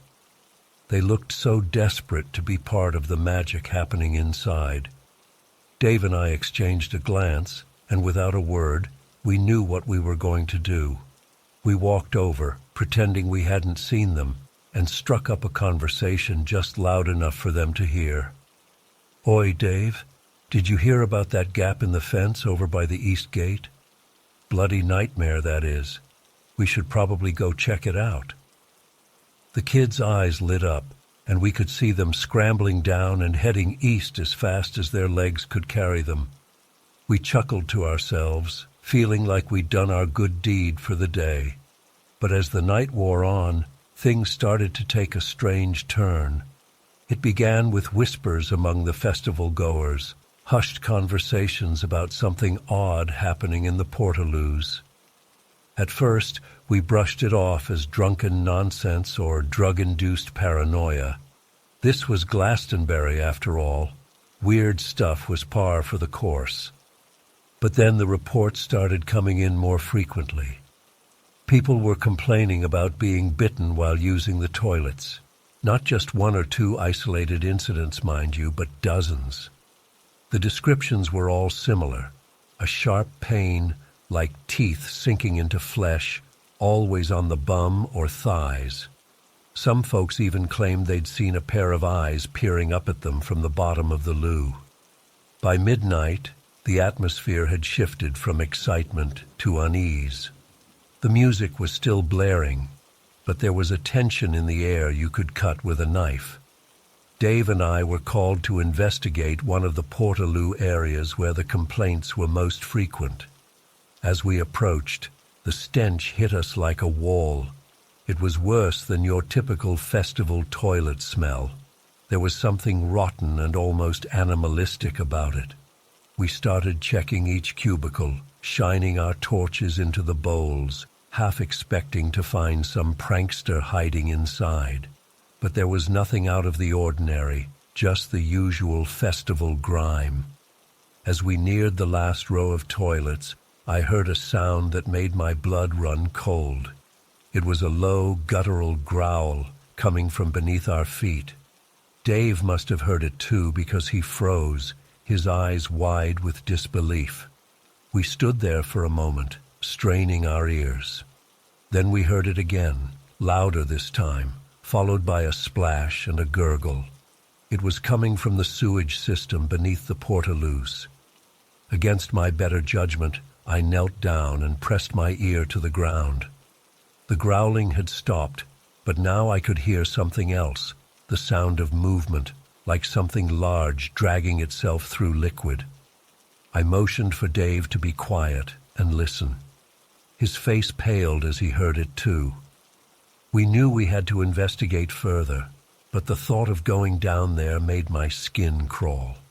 We radioed for backup and some equipment, torches, rope, and anything else that might help us navigate the disgusting labyrinth below. As we waited, more reports came flooding in. People were panicking now, refusing to use the toilets. Some were even leaving the festival altogether. When our gear arrived, Dave and I steeled ourselves for what we might find. We pried open one of the maintenance hatches and were hit with a wave of the foulest stench I've ever encountered. I volunteered to go first, lowering myself into the muck with a rope around my waist. The smell was so bad I could barely breathe, and the darkness was absolute. My torch beam cut through the gloom, revealing nothing but grimy walls and murky water. I waded forward, trying not to think about what I was stepping in. That's when I saw it, a flicker of movement ahead. I called out, my voice echoing in the confined space. "Hello? Security here. Show yourself." For a moment, there was silence. Then, from the darkness, emerged a figure that will haunt my nightmares forever. It was a man, or what was left of one. He was wearing a full-body wetsuit and scuba gear, but it was caked in filth and God knows what else. His mask was pushed up on his forehead, revealing a face that looked more animal than human. His eyes were wild, bloodshot, and he had a crazed grin that showed teeth filed to sharp points. I stumbled backward, nearly losing my footing in the slime. The man, if you could call him that, let out a high-pitched giggle that echoed off the walls. "Caught me, have you?" he said, his voice raspy and unhinged. "I was just having a bit of fun, you see. All those tender bottoms, just asking for a nibble." I felt the bile rise in my throat as the realization hit me. This lunatic had been hiding in the sewage system, biting people through the toilet holes. It was so absurd, so utterly insane, that for a moment I thought I must be dreaming. But this was no dream. The man lunged at me, his filed teeth gnashing. I scrambled backward, shouting for Dave to pull me up. As I was hauled out of that hellhole, I caught one last glimpse of the sewage dweller. He was laughing maniacally, splashing in the muck like it was a kiddie pool. The next few hours were a blur of police sirens, frantic festival organizers, and shocked concert-goers. They eventually caught the guy, of course. Turns out he was a local nutter who'd been planning this for months. He'd modified his scuba gear to filter out the worst of the sewage and had been living down there for days, emerging only to take his deranged bites.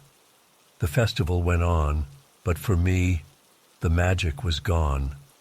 I couldn't shake the image of that madman in the sewers, or the sound of his unhinged laughter. I quit my security job soon after, and never went to another music festival again. To this day, I can't use a portaloo without checking it thoroughly first, and sometimes, when I'm lying in bed at night, I swear I can still hear that eerie giggle echoing in the darkness. Glastonbury '89 might have been a legendary year for music, but for me, it'll always be remembered as the Festival of the Sewage Biter, a nightmare I'll never truly wake up from.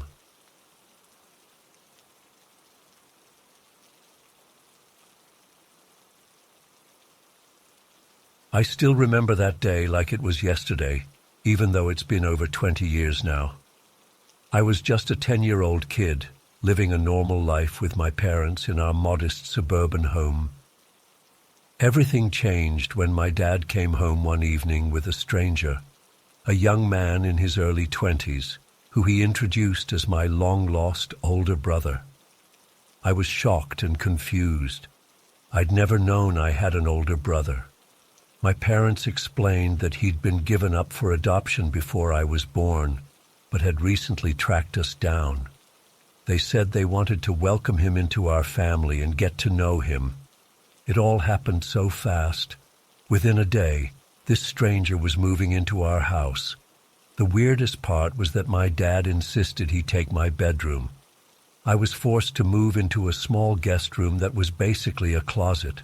I remember feeling so unsettled as I watched this man I didn't know settling into my personal space, touching all my things. But my parents kept telling me to be understanding and welcoming. At first, my brother, let's call him Mark, seemed nice enough. He was really into video games and technology. He'd play Minecraft with me for hours and show me cool coding projects he was working on. I started to think maybe it wouldn't be so bad having an older brother after all. But there was always something off about Mark that I couldn't quite put my finger on. The way he'd stare at me sometimes gave me the creeps, and I'd catch him going through drawers and cabinets around the house when he thought no one was looking. I tried to tell my parents that something felt wrong, but they dismissed my concerns. They were so caught up in this idea of reuniting with their long-lost son. Looking back, I think they wanted so badly to believe it was true that they ignored all the red flags. Things came to a head about 2 weeks after Mark moved in. I woke up in the middle of the night to use the bathroom and heard strange noises coming from my parents' room. As I crept down the hallway, I saw Mark exiting their room holding something. In the dim light, I realized with horror that it was a large kitchen knife. My heart started pounding as I froze in place. Mark turned and saw me standing there. For a moment, we just stared at each other in silence. Then he lunged toward me with the knife raised. I screamed and ran for my life, bolting down the stairs as fast as I could. I could hear Mark's footsteps pounding behind me. Somehow I made it to the front door and managed to unlock it with shaking hands. I sprinted out into the street, screaming for help at the top of my lungs. Lights started coming on in the neighbors' houses. Mark must have realized the jig was up because he took off running down the street and disappeared into the night. The police arrived a few minutes later. What we learned over the next few days was absolutely chilling. Mark wasn't my brother at all. He wasn't even named Mark. He was a convicted felon who had escaped from prison in another state. Apparently, he had been casing our neighborhood, looking for a family to con his way into. When he saw my dad coming home from work one day, he concocted this whole long-lost son story on the spot. The police think his plan was to rob us blind and potentially worse. They found evidence that he had been slowly poisoning my parents' food. If I hadn't caught him that night, who knows what might have happened. I still have nightmares about those 2 weeks sometimes. The violation of having this dangerous stranger living in our home, sleeping in my bed, pretending to be family. It's hard to describe how unsettling and terrifying it was. My parents were absolutely devastated when they learned the truth. They felt so guilty for putting me in danger and not listening to my concerns. It took a long time for us to recover as a family. We ended up moving to a new house because none of us could stand to live in that one anymore after what happened. Sometimes I wonder what became of the man who pretended to be my brother. As far as I know, he was never caught. The idea that he could still be out there, possibly pulling the same con on other families, is deeply disturbing to me. I've become almost paranoid about security as an adult. I have a top-of-the-line alarm system, security cameras everywhere, the works. I know it probably seems excessive to some people, but after what I went through, I don't think you can be too careful. The whole experience fundamentally changed how I view the world and other people. I have a hard time trusting anyone now. Even all these years later, I find myself constantly on guard, always watching for signs that someone might not be who they claim to be. I've never publicly shared this story before. It's not something I like to talk about, but I decided to post it here as a warning to others. Trust your instincts. If something feels off about a person or situation, don't ignore that feeling. And please, be careful about who you let into your home and your life. You never know who someone really is or what their true intentions might be. Sometimes I try to imagine how differently things could have turned out if I hadn't woken up and caught Mark that night. Would he have killed my parents? Would I have been next? Or would he have just robbed us and disappeared? I'll never know for sure, and in a way, that uncertainty is almost worse than knowing. I still struggle with feelings of anger towards my parents for being so naive and putting us all in danger. Logically, I know they were victims too and didn't intend any harm. But emotionally, it's hard to fully forgive them for not listening to me and for prioritizing this stranger over my safety and comfort. The incident has affected every relationship I've had since. I have major trust issues and find it hard to let anyone get close to me. I'm always waiting for the other shoe to drop, for someone to reveal that they've been lying or pretending all along. I've been in therapy for years trying to work through the trauma. It's helped some, but I don't think I'll ever fully get over what happened. How do you move past something like that? How do you learn to trust again after such a fundamental betrayal? I often wonder about the man's backstory. What led him to a life of crime? How many other families had he conned before us? Did he have any remorse at all for what he put us through? There are so many unanswered questions that I'll probably never get closure on. One small silver lining is that the experience brought me closer to my real siblings. I have 2 younger sisters who were born a few years after the incident. I'm fiercely protective of them, and we have a very tight bond. I've made it my mission to keep them safe and make sure nothing like what happened to me ever happens to them. I've become almost obsessed with true crime stories and cases of identity theft or impersonation. I think part of me is still trying to make sense of what happened, to understand the psychology behind it. But it also feeds into my paranoia and anxiety. Sometimes I wonder if I'm overreacting or if the incident really was as bad as I remember it. But then I remind myself of the very real danger we were in. This man was fully prepared to stab a child to keep his cover. Who knows what else he was capable of? I hope that by sharing my story, I can help raise awareness and potentially prevent something similar from happening to someone else. Please, always trust your instincts. If something doesn't feel right, speak up. And be careful about who you allow into your life and your home. The consequences of trusting the wrong person can be devastating.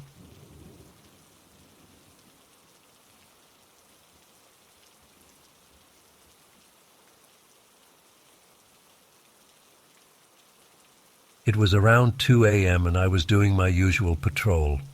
The depot is huge, like the size of several football fields, with tall fences all around and bright floodlights illuminating most of the area. But there are still plenty of dark corners and shadowy areas between the mountains of scrap.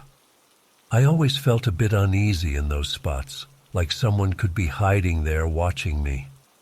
Anyway, I was walking along my normal route, shining my flashlight here and there, when I rounded a corner and saw something that made me stop dead in my tracks.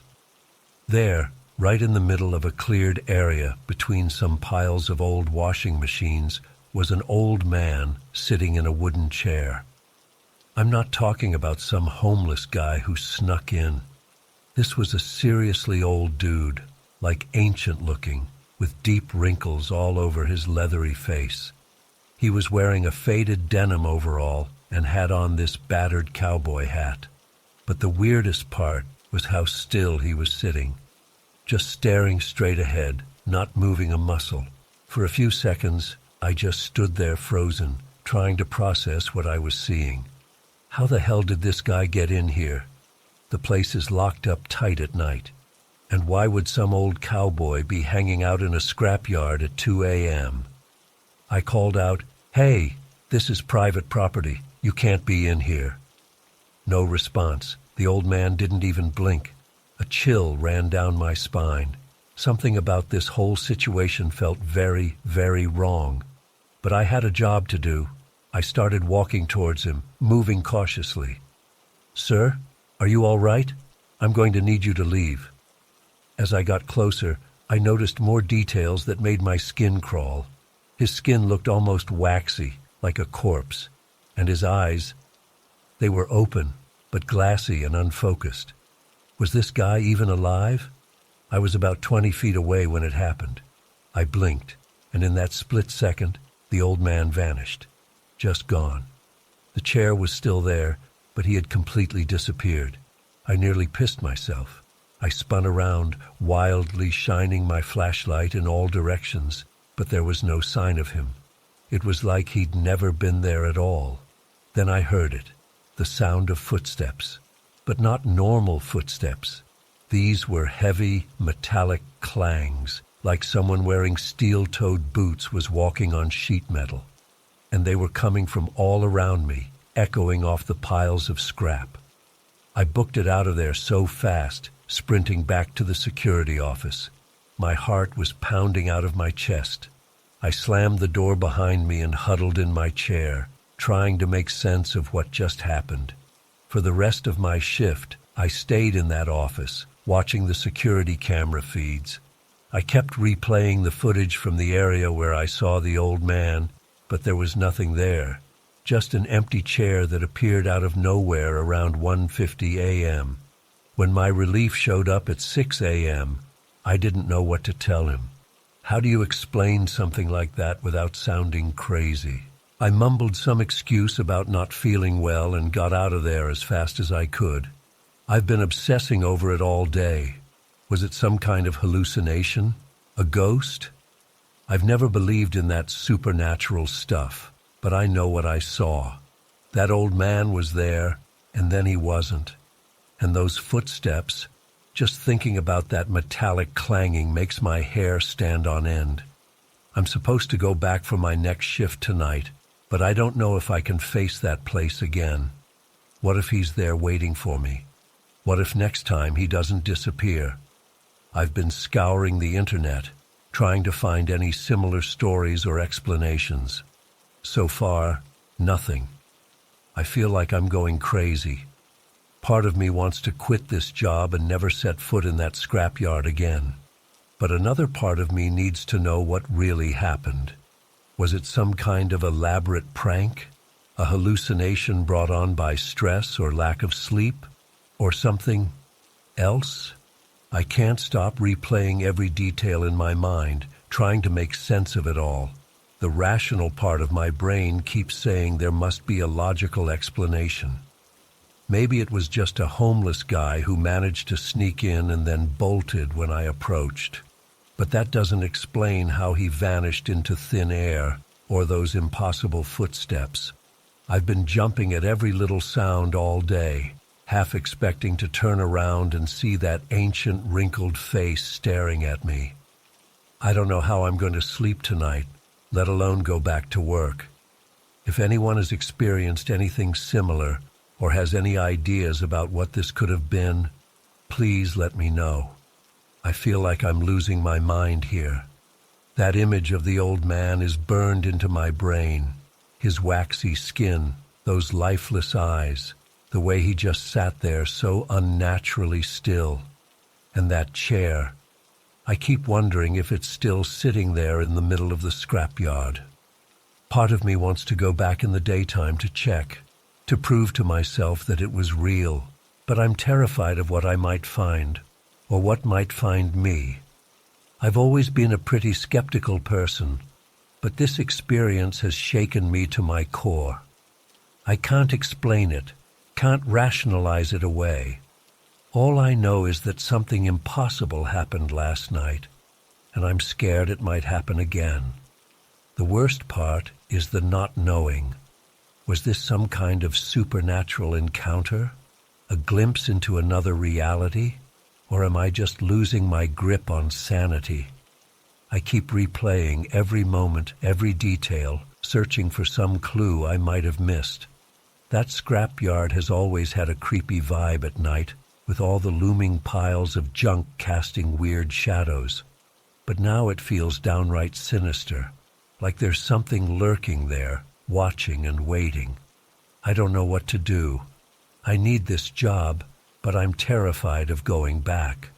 What if next time the old man doesn't disappear? What if he reaches out and grabs me with those gnarled ancient hands? I'm writing this all down partly to get it off my chest, and partly in hopes that someone out there might have some answers. Has anyone else ever experienced anything like this?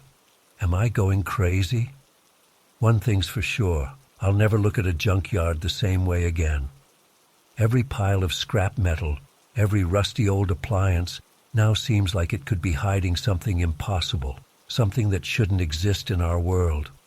I don't know how I'm going to face another night shift. The thought of walking those same dark paths, knowing what might be waiting for me, it's almost too much to bear. But I need answers. I need to know what really happened. If anyone has any insights or similar experiences, please share them. I'm desperate for any kind of explanation that might help me make sense of this nightmare. Because right now, I feel like I'm teetering on the edge of sanity, with one foot in a world I no longer understand.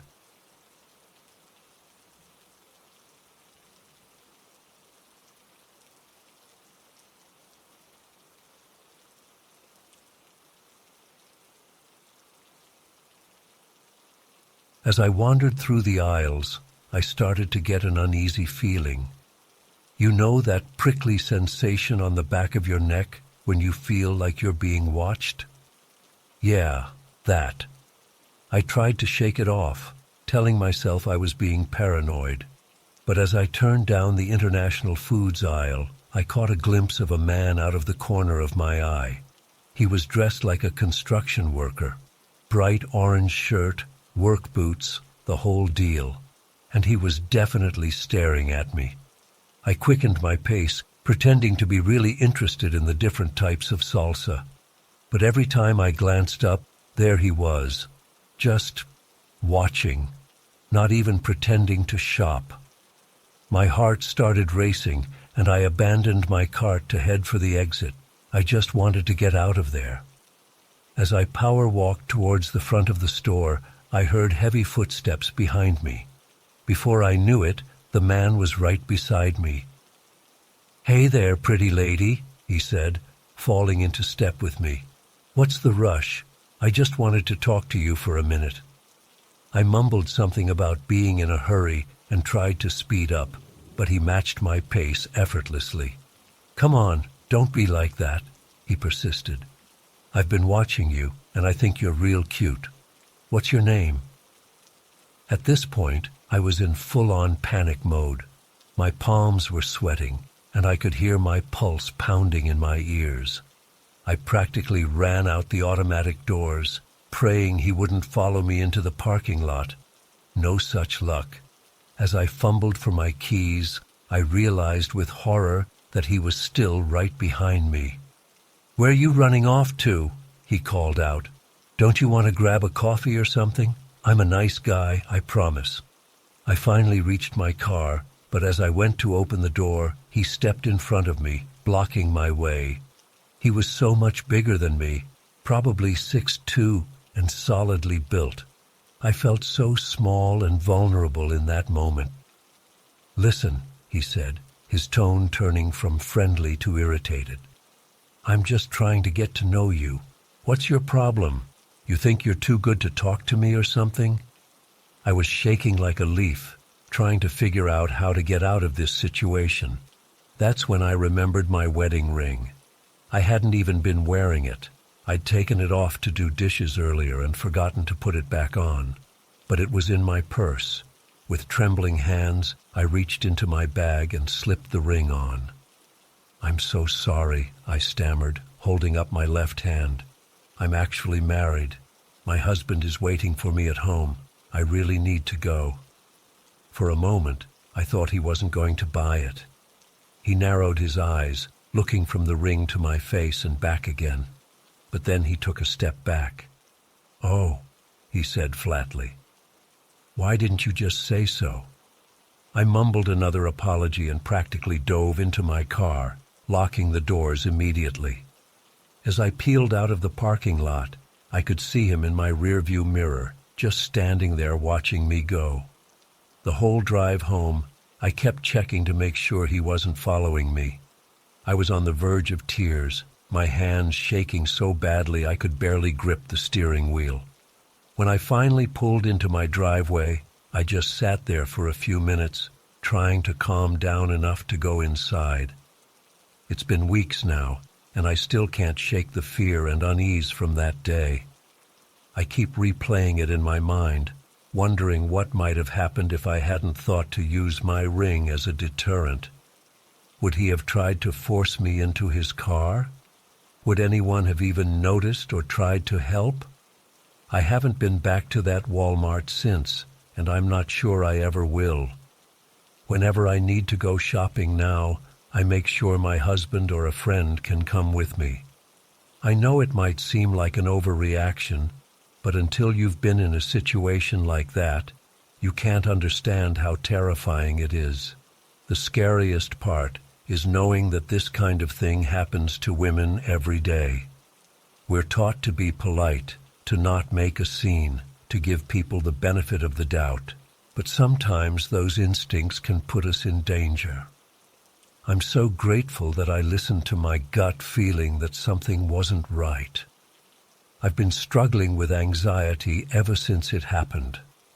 Loud noises make me jump, and I'm constantly looking over my shoulder when I'm out in public. I've started seeing a therapist to help me process the trauma, but it's a slow process. One thing that's been really difficult is explaining to my friends and family why I'm so shaken up. Unless you've experienced something like this, it's hard to understand the lasting impact it can have. Some people have suggested that maybe I misinterpreted the situation, or that the guy was just trying to be friendly. But I know what I felt in that moment. The fear was real. I've been doing a lot of research on personal safety since the incident. I ordered pepper spray and a personal alarm to carry with me. I've also started taking self-defense classes.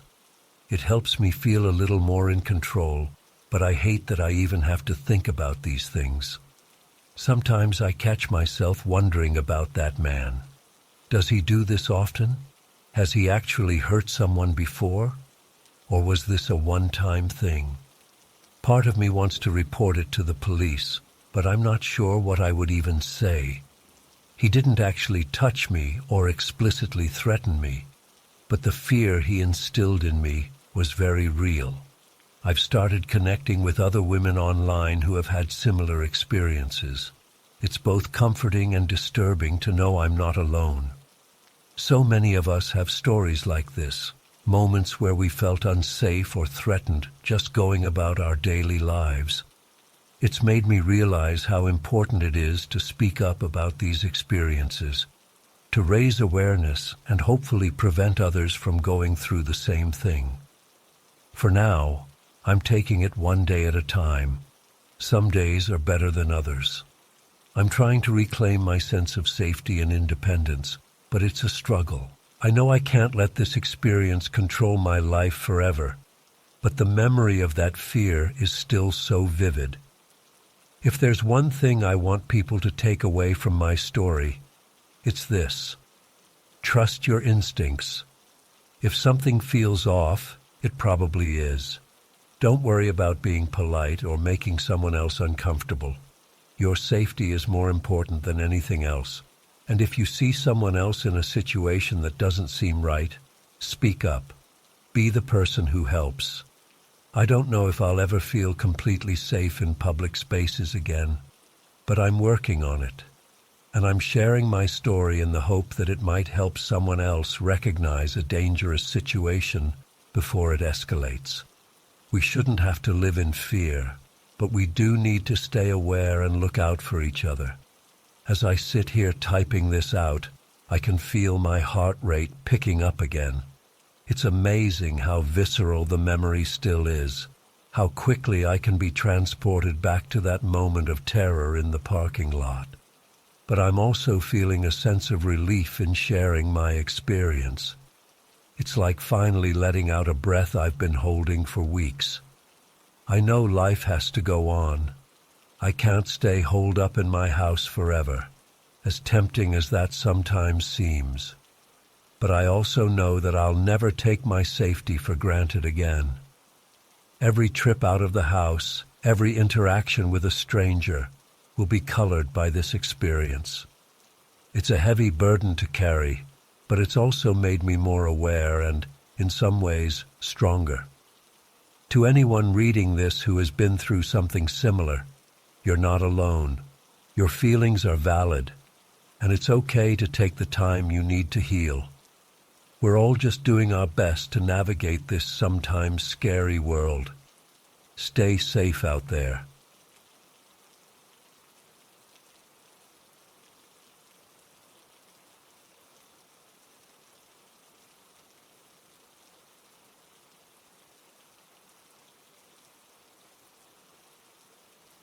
As I was driving home, I noticed a man walking along the side of the road.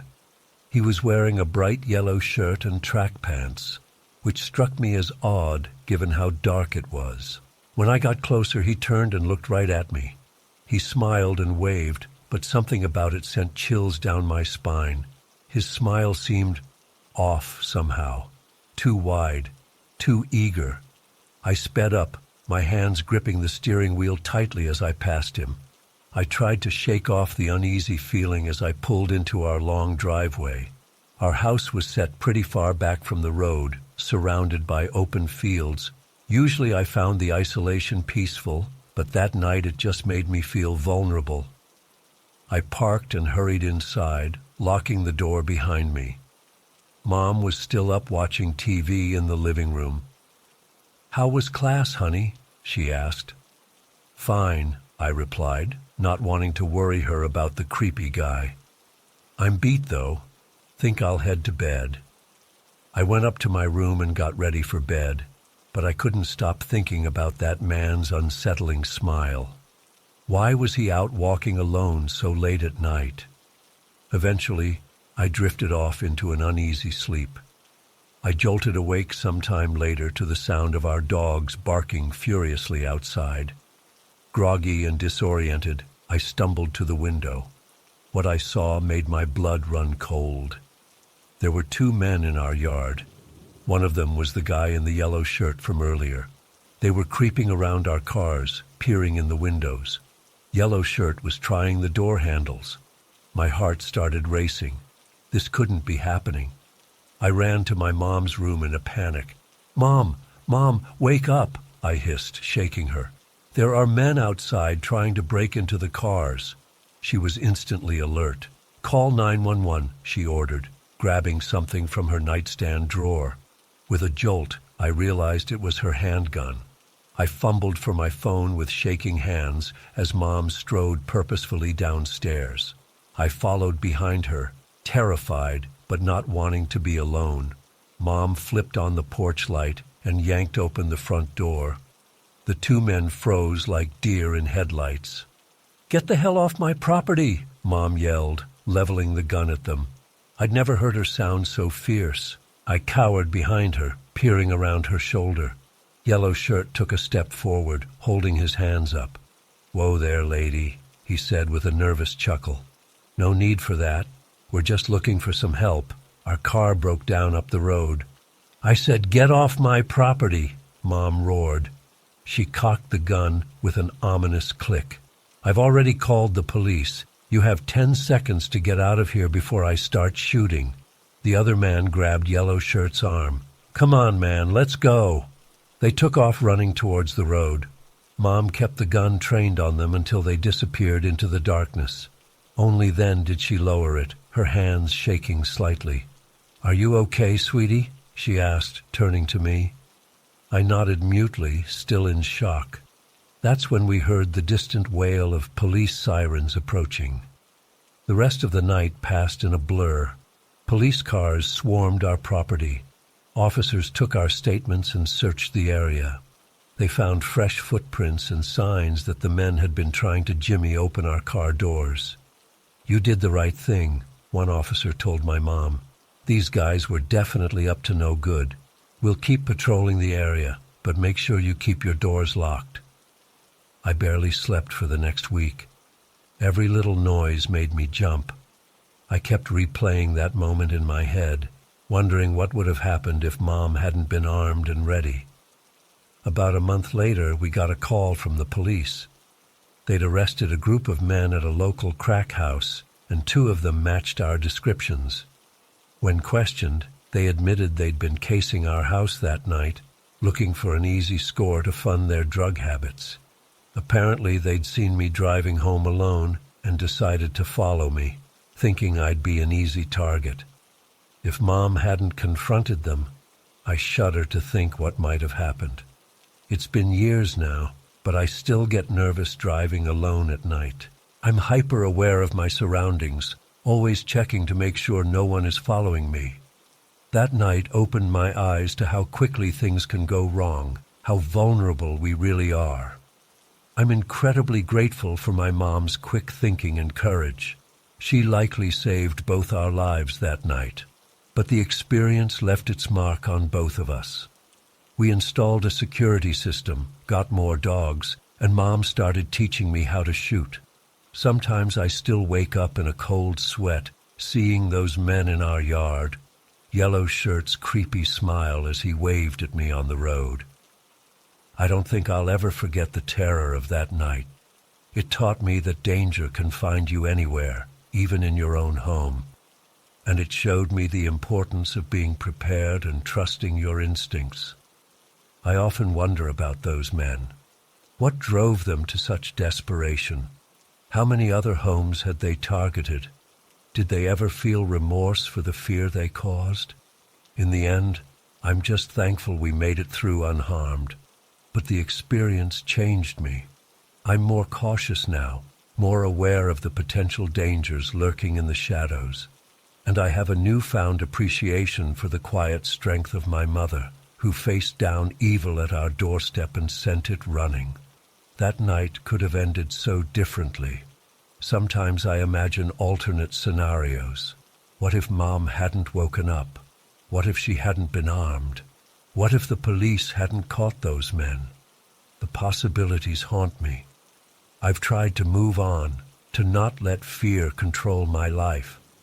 But there's always a part of me that's on guard, waiting for the next threat to appear. I know now that the world can be a dangerous place and that safety is never guaranteed. But I also know that we're stronger than we think. That night, my mom and I faced our worst fears and came out the other side. It's a reminder that even in our darkest moments, we have the power to fight back, to protect ourselves and those we love. So while that experience left its scars, it also taught me valuable lessons about courage, preparedness, and the strength of the human spirit. I carry those lessons with me always, a bittersweet reminder of the night we faced down evil and emerged victorious.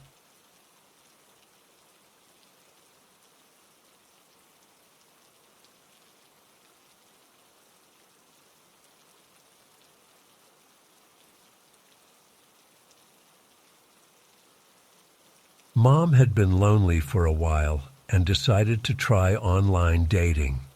She signed up for eHarmony, hoping to find someone nice. At first, we were excited for her.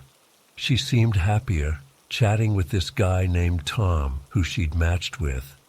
They talked for weeks before deciding to meet in person. The day of their first date, I remember Mom fussing over her outfit and makeup. She was nervous but happy. Bea and I helped her get ready, teasing her playfully. When Tom arrived to pick her up, we were curious to see what he was like. From the moment he walked in, something felt off. He didn't look quite like his profile pictures. Older, heavier, with a weird glint in his eyes. But Mom didn't seem to notice. She introduced us, and Tom's gaze lingered uncomfortably on me and Bea. "What beautiful daughters you have," he said, his voice oddly strained. "They look just like you, Shelley, so young and fresh." A chill ran down my spine. Bea shifted uneasily beside me, but Mom just laughed it off, too caught up in her excitement to pick up on the creepy vibe. As they were leaving, Tom turned back and winked at us. "Don't worry, girls. I'll take good care of your mommy." The way he said it made my skin crawl. After they left, Bea and I looked at each other in silence for a moment. "I don't like him," Bea whispered. I nodded in agreement. Something about Tom just felt wrong. We tried to distract ourselves with TV, but I couldn't shake my unease. Hours passed with no word from Mom.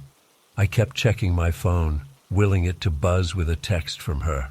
It was nearly midnight when we finally heard from her. My phone lit up with a call. "Mom?" I answered anxiously. Her voice came through in a panicked whisper. "Honey, I need help. This isn't Tom. He's not who he said he was. We're at some cabin near Bethel. I don't know exactly where. He won't let me leave. I'm scared." My heart raced. "Mom, what's going on? Are you okay?" I managed to lock myself in the bathroom, but he's trying to break down the door. "Please call the police. Tell them." There was a loud crash and Mom screamed. The line went dead. Hands shaking, I dialed 911. I frantically explained the situation to the dispatcher, giving them what little information I had. They promised to send officers to search the Bethel area immediately. Bea was crying beside me, having overheard everything. I hugged her tightly, trying to stay calm for her sake, even as panic clawed at my insides. The next few hours were the longest of my life. We huddled together on the couch, jumping at every sound, praying for news about Mom. I kept trying to call her back, but it went straight to voicemail each time. Just before dawn, there was a knock at the door. My heart leapt into my throat. B gripped my arm tightly as I cautiously approached the door. Relief flooded through me when I saw it was a police officer. But that relief was short-lived as I took in his grim expression. "Are you Shelley's daughters?" he asked. We nodded. "We found your mother. She's alive, but she's been through quite an ordeal. She's at the hospital now." He explained that Mom had managed to escape the cabin while her captor was distracted. She ran through the woods in the dark, eventually finding a main road where a passing car saw her and called for help. The officer drove us to the hospital. When we got there, Mom was sleeping. She looked pale and had some cuts and bruises, but the doctors assured us she would be okay physically. When she woke up, Mom broke down crying as she hugged us. Between sobs, she told us what happened. How Tom had driven her to a remote cabin instead of the restaurant they'd planned on. How his whole demeanor changed once they were alone, becoming controlling and aggressive. He'd taken her phone and refused to let her leave. When she confronted him about lying about his identity, he became violent. Mom said she truly feared for her life in those moments. The police caught the guy trying to flee the area. It turns out he wasn't Tom at all, but a convicted sex offender named Gerald who had been using a stolen identity to lure women on dating sites. The real Tom had no idea his photos were being used this way. It took a long time for Mom to recover emotionally from what happened. She blamed herself, even though we assured her it wasn't her fault. She was just looking for companionship and got deceived by a predator. The whole experience shook us all. It opened our eyes to the very real dangers that can lurk online. Mom swore off dating sites completely after that. Even now, years later, I get anxious when I think about how close we came to losing her that night. If she hadn't managed to escape, who knows what might have happened. I'm sharing this as a warning to others. Please be careful when meeting people online. Trust your instincts if something feels off, and always let others know where you're going and who you're meeting. We were lucky. Mom survived her ordeal. But I know not everyone is so fortunate. The memory of that night still haunts my dreams sometimes. The fear in Mom's voice on that phone call, the agonizing wait for news, the relief of seeing her alive tempered by the knowledge of what she'd endured. It's a reminder that the monsters in this world don't always look like monsters at first glance. They can hide behind charming messages and stolen photos. They can prey on loneliness and vulnerability. Mom is doing better these days. She's found happiness again, but in her own way and on her own terms. B and I are closer than ever to her and to each other. We cherish the bond we have, knowing how easily it could have been shattered. If there's one thing I've learned from all this, it's to trust that gut feeling when something doesn't seem right. It might just save your life or the life of someone you love. Stay safe out there, everyone. The world can be a dangerous place, but awareness is our best defense.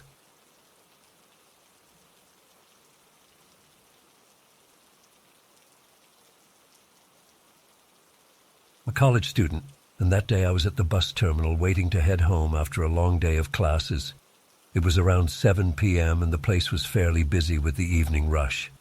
I found a seat near my bus stop and settled in, scrolling through my phone to pass the time. That's when I first noticed him. A middle-aged man, probably in his 50s, kept glancing in my direction. At first I didn't think much of it. People watching is pretty common at bus stations. But then I realized his gaze was fixed on my feet. I was wearing open-toed sandals, and he seemed transfixed. It made me uncomfortable, but I tried to ignore it. Maybe he just zoned out and happened to be looking that way, right? Wrong. He started inching closer, moving from seat to seat until he was just a few feet away from me. My heart started racing. I could feel his eyes boring into me, and when I glanced up, He was licking his lips while staring at my feet. I shifted uncomfortably, tucking my feet under the bench. That's when he spoke. "Don't hide those beautiful toes, sweetheart. Let me see them." His voice was low and gravelly, and it made my skin crawl. I pretended not to hear him, focusing intently on my phone and praying my bus would arrive soon. But he wasn't deterred. He moved even closer, now sitting right next to me. I could smell his breath, a mix of cigarettes and something sour. My stomach churned. "Come on, baby. Don't be shy. I bet those toes taste sweet as candy." I felt frozen. My brain was screaming at me to move, to run, to do something. But my body wouldn't cooperate. I sat there, rigid with fear, as he reached out towards my foot. Just before he could touch me, I jerked my leg away.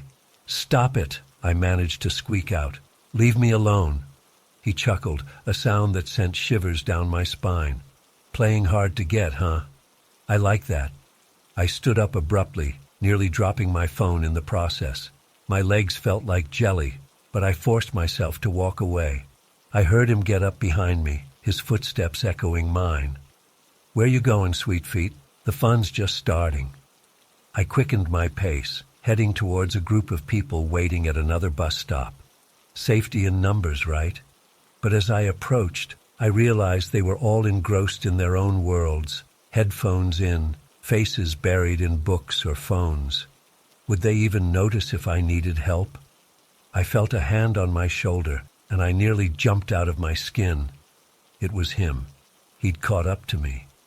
"Don't be rude, baby. I just want to admire those pretty little toes up close." I shrugged his hand off and spun around to face him. I said, "Leave me alone. What's wrong with you?" He grinned, revealing yellowed teeth. "Feisty. I like that too. But you know you want this. Why else would you be showing off those sexy feet?" I was wearing sandals. Normal, everyday sandals. The idea that this creep thought I was showing off for him made me feel sick. I looked around frantically, hoping someone would notice what was happening.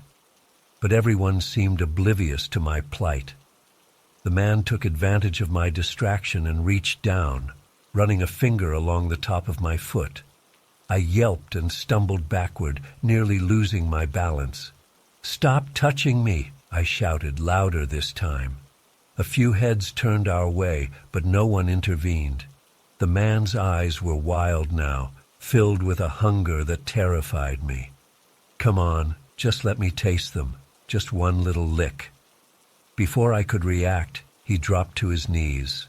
In a move so fast I barely registered it, he grabbed my ankle and lifted my foot.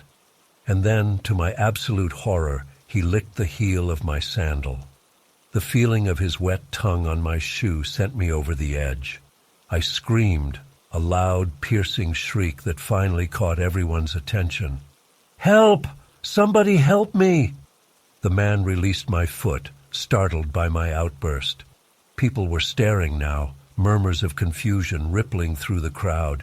A tall, muscular man pushed through the onlookers. "What's going on here?" he demanded, his voice authoritative. This man won't leave me alone," I stammered, pointing at my assailant. "He keeps touching me and saying disgusting things about my feet. He just licked my shoe." The muscular man's face hardened. He stepped between me and the creep, who was now trying to slink away. "Oh, no, you don't," the newcomer growled, grabbing the man's arm. "You're not going anywhere until the police get here." I learned later that my protector was an ex-Marine named Jake. He held on to the creep while someone else called the police.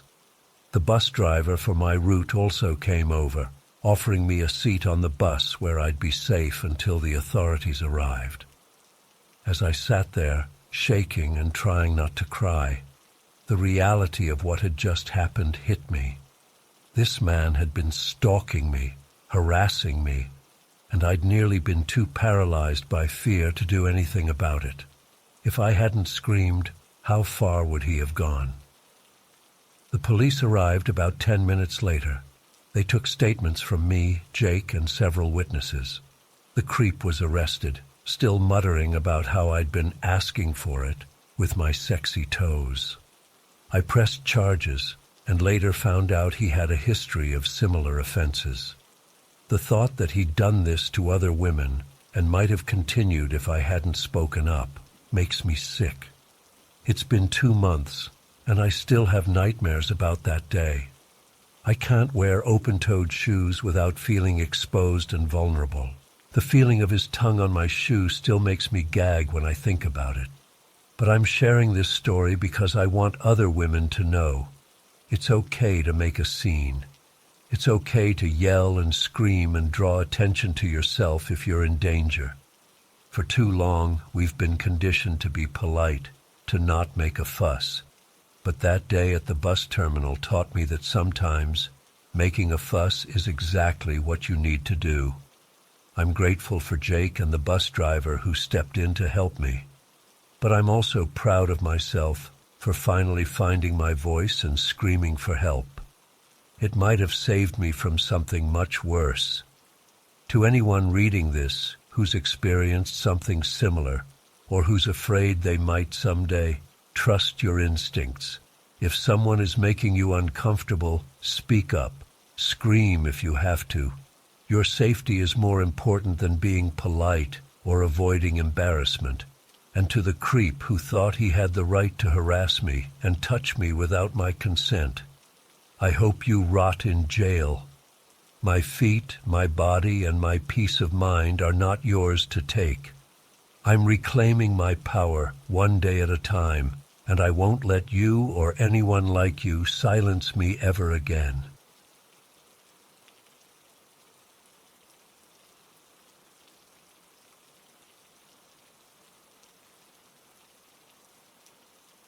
I never thought I'd be the one to fall for an online dating scam.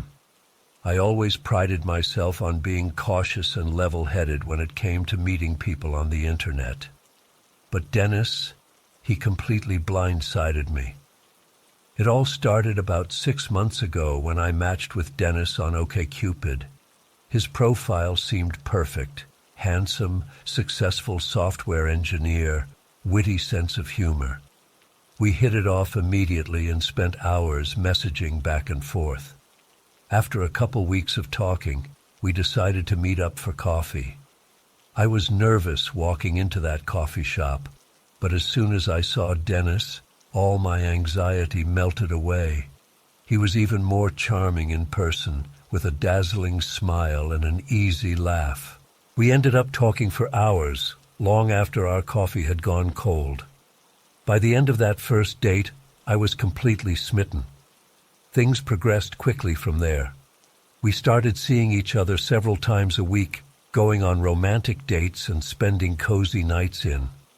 Dennis was attentive and affectionate, always surprising me with thoughtful little gifts or sweet text messages throughout the day. I truly felt like I had found my soulmate. About 3 months in, Dennis asked me to be his girlfriend, and I eagerly said yes. I introduced him to my friends and family, who all adored him. Everything seemed perfect. I was happier than I'd ever been. But then, about a month ago, little cracks started to appear. Dennis became more distant and flaky, often canceling plans at the last minute with vague excuses. When we were together, he seemed distracted and would constantly be checking his phone. My gut told me something was off, but I tried to rationalize it away. I didn't want to be the paranoid, insecure girlfriend. Things came to a head last week. Dennis had canceled our date night, claiming he had to work late. I was disappointed but understanding. Later that evening, I decided to surprise him with some takeout at his office. But when I got there, the building was dark and empty. Dennis was nowhere to be found. A sick feeling grew in my stomach as I drove home. On a whim, I decided to swing by Dennis's apartment. As I pulled up, I saw his car in the parking lot. My heart started racing. Why would he lie about working late? I sat in my car for a long time, debating what to do. Part of me wanted to confront him then and there, but another part was terrified of what I might find. In the end, my curiosity won out. I quietly made my way up to his apartment and used the spare key he had given me to let myself in. The apartment was dark and silent. For a moment, I thought maybe he wasn't home after all. But then I heard muffled voices coming from the bedroom. My blood ran cold as I crept closer to the partially open door. I peered inside and felt like I'd been punched in the gut. There was Dennis, in bed with another woman. They were tangled up in the sheets, laughing and kissing. I must have made a sound because suddenly they both looked up and saw me standing there. The next few minutes were a blur of shouting and tears. The other woman, Jessica, I learned, was just as shocked as I was. It turns out Dennis had been dating both of us simultaneously for months, telling each of us that we were his only girlfriend. He had crafted elaborate lies and excuses to keep us from finding out about each other. I fled from the apartment in a daze, ignoring Dennis's pleas for me to stay and talk. I drove home in a fog, barely able to see the road through my tears. How could I have been so blind, so stupid? The next day, my sadness turned to anger. I wasn't about to let Dennis get away with manipulating and deceiving us like that. I reached out to Jessica and we met up to compare notes. As we pieced together the timeline of Dennis's deception, my blood boiled. He had played us both so expertly, always having an alibi for where he was and who he was with. Jessica and I decided to confront Dennis together. We ambushed him outside his office after work, demanding answers. But Dennis just smirked and shrugged, saying we should have known better than to trust a guy we met online. His callous attitude infuriated me even more. That's when I decided to take things a step further. Jessica had mentioned that she still lived with her parents, who adored Dennis and thought he was going to propose soon. I knew they needed to know the truth about the man their daughter was involved with.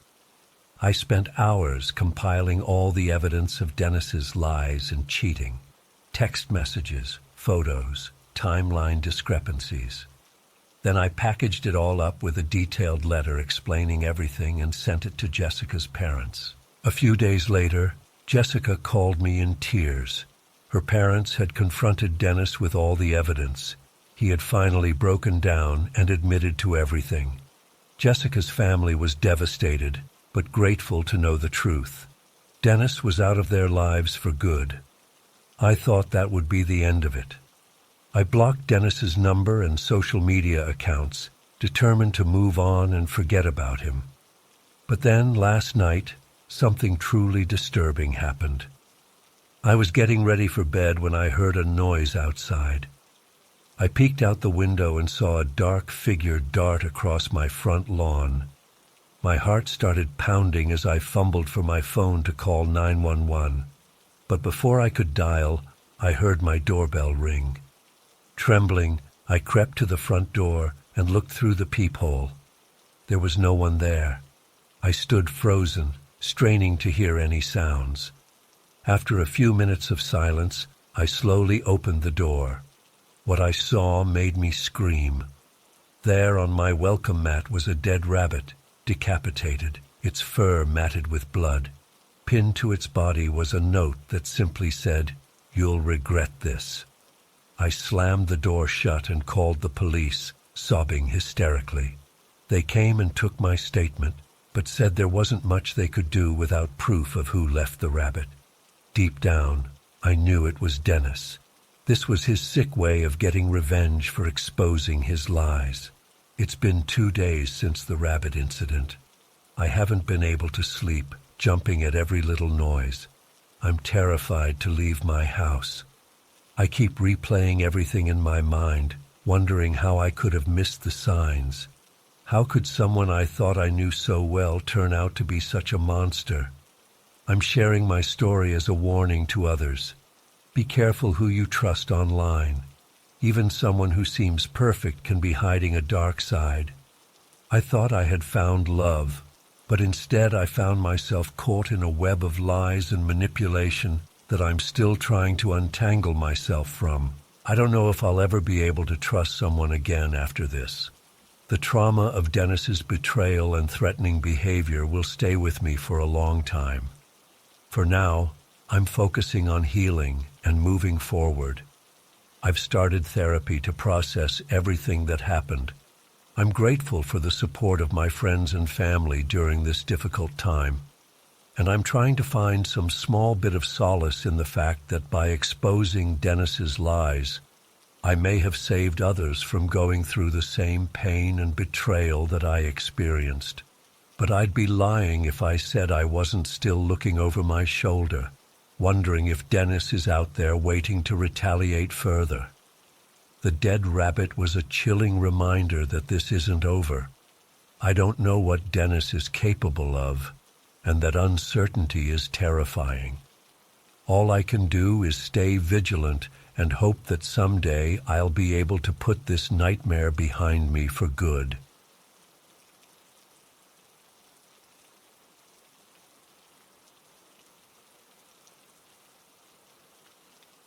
She introduced herself as Melissa and started chatting us up, complimenting our outfits and asking what we were celebrating. At first, I thought she was just being friendly, maybe looking to join a group since she seemed to be there alone. But then she started telling us about this exclusive club nearby that was having an amazing party that night. "You girls look like you know how to have a good time," she said with a wink. "I've got some friends who would love to show you around. They're big shots in the finance world, always looking to treat beautiful ladies to an unforgettable night." That's when I noticed the group of men she kept glancing at. 9 guys in expensive suits crowded around the bar, all staring in our direction. Something about their predatory gazes made my skin crawl. Jess, always the more outgoing one, seemed intrigued by the offer of VIP treatment. But alarm bells were going off in my head. Why would a group of wealthy businessmen be interested in random girls from a dive bar? It didn't add up. Melissa kept pushing, telling us we could make thousands of dollars just for hanging out and having drinks with these guys at the club. "It's totally above board," she assured us. "Just some lonely rich men looking for pretty company. No strings attached." But the more she talked, the more uneasy I felt. I squeezed Jess's arm, trying to signal that something wasn't right. She finally seemed to pick up on my discomfort and started making excuses about how we had to meet other friends soon. Melissa's demeanor shifted instantly. Her smile became forced and her eyes cold as she realized we weren't going to bite. "Come on, girls, don't be so uptight," she said, a threatening edge to her voice. "My friends don't like to be disappointed. Why don't you just come say hello?" I felt frozen in fear as 2 of the men in suits started walking towards our table. My heart was pounding so hard I thought it might burst out of my chest. This was really happening. We were about to be abducted in the middle of a crowded bar, and no one would even notice. Just as I was about to scream for help, the bartender appeared out of nowhere. "Is everything okay here, ladies?" he asked, eyeing Melissa and the approaching men suspiciously. "We were just leaving," I managed to croak out, grabbing Jess's hand and practically dragging her towards the exit. The bartender, bless him, positioned himself between us and Melissa's group, buying us precious seconds to escape. We burst out onto the street, gasping for air. "Run!" I yelled at Jess, not daring to look back to see if we were being followed. We sprinted down the block, ducking into the first taxi we saw. As we sped away, I finally allowed myself to break down, sobbing uncontrollably as the reality of what we'd just escaped hit me. Jess held me tight, trembling herself. "Oh my God," she kept whispering. "Oh my God." I couldn't stop shaking for hours afterwards. We went straight to my apartment and triple-checked that all the doors and windows were locked. Neither of us slept that night, jumping at every little sound. The next day, we debated whether to go to the police. But we had no real evidence, just our word against theirs. And honestly, I was terrified of what might happen if those people found out we'd reported them. So we kept quiet, but I've never felt truly safe since that night. It's been months now, and I still have nightmares about what could have happened if we'd gone with Melissa. I can't help but wonder how many other girls weren't as lucky as us. The thought of it makes me sick to my stomach. I've become paranoid, always looking over my shoulder when I'm out. I don't trust strangers anymore, especially overly friendly women in bars. The world suddenly seems so much darker and more dangerous. Jess and I don't really talk about that night. It's like if we acknowledge it, it becomes too real. But I know she feels it too. That lingering fear, the knowledge that we came so close to disappearing forever. I keep replaying every moment in my head, wondering if there were signs we missed earlier. Could we have spotted the danger sooner? Should we have called for help the moment Melissa approached us? The what-ifs are endless and torturous. Sometimes I find myself obsessively researching human trafficking statistics, horrified by how common it is, even in seemingly safe cities. I've read countless stories of women who were taken in similar situations. It makes me realize how naive we were, how easily we could have fallen into their trap. I've become hyper-vigilant about my surroundings now. I never go out alone at night anymore. I vary my routes to work and always let someone know where I am. It's exhausting living in constant fear, but I can't shake the feeling that they're still out there, looking for their next victims. The hardest part is feeling like no one understands. My other friends think I'm overreacting, that I'm letting one creepy encounter ruin my social life. They don't get why I flinch when strange men approach me, or why I panic if I lose sight of my drink for even a second. But they weren't there. They didn't see the cold calculation in Melissa's eyes, or feel the menace radiating from those men in suits.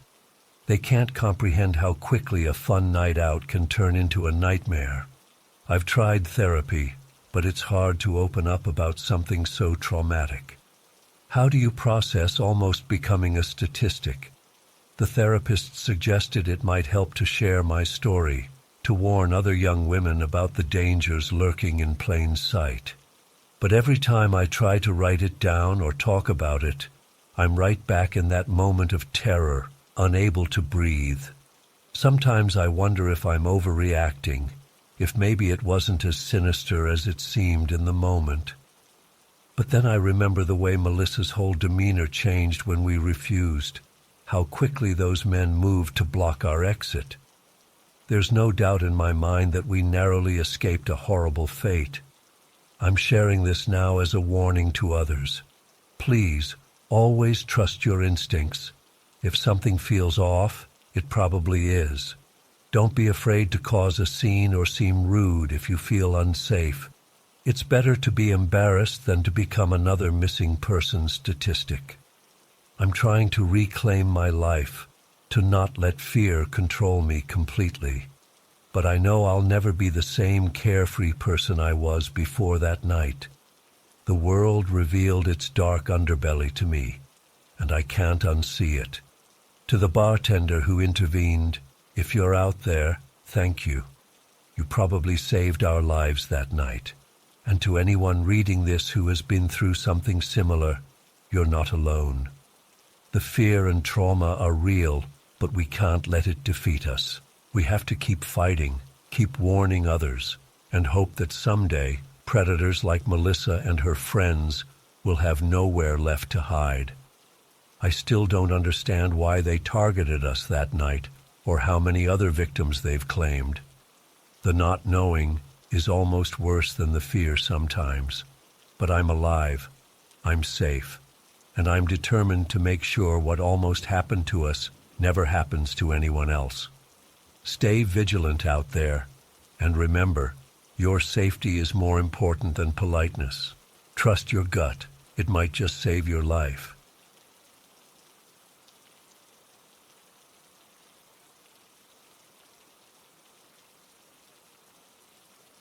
It was about 2 weeks ago. I'd gotten into a stupid argument with my girlfriend Jenny. Looking back, I can't even remember what it was about, probably something trivial. But at the time, I was furious. I stormed out of her place, got in my car, and just started driving. I didn't have any destination in mind.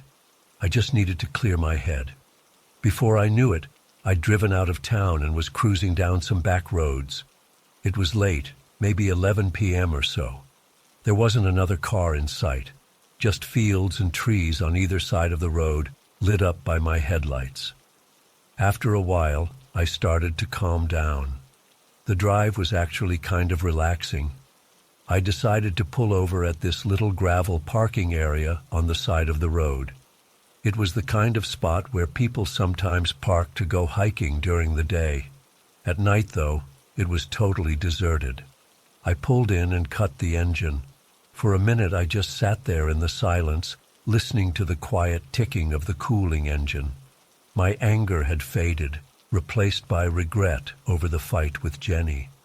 I was thinking about calling her to apologize when something caught my eye in the rearview mirror.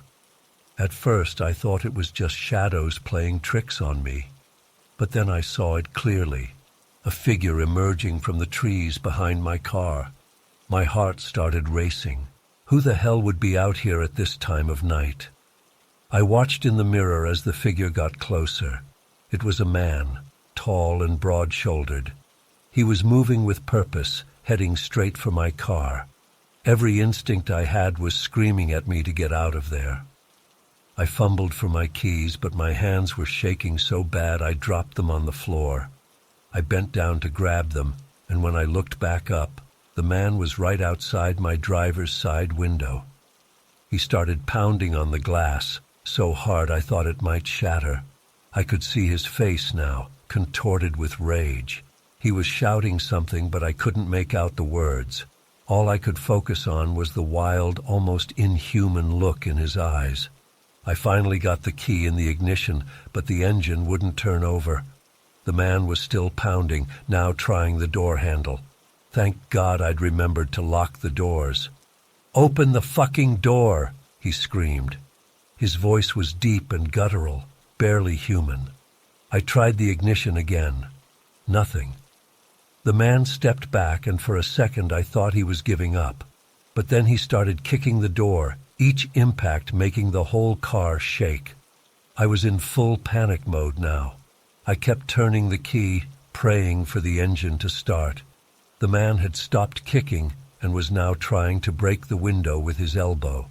Just as I saw a tiny crack appear in the glass, the engine finally roared to life. I threw the car in reverse and floored it. The tires spun on the gravel before finding purchase. As I peeled out of there, I caught one last glimpse of the man in my headlights. He was standing in the middle of the lot, watching me go. The look on his face, I'll never forget it. Pure animalistic fury.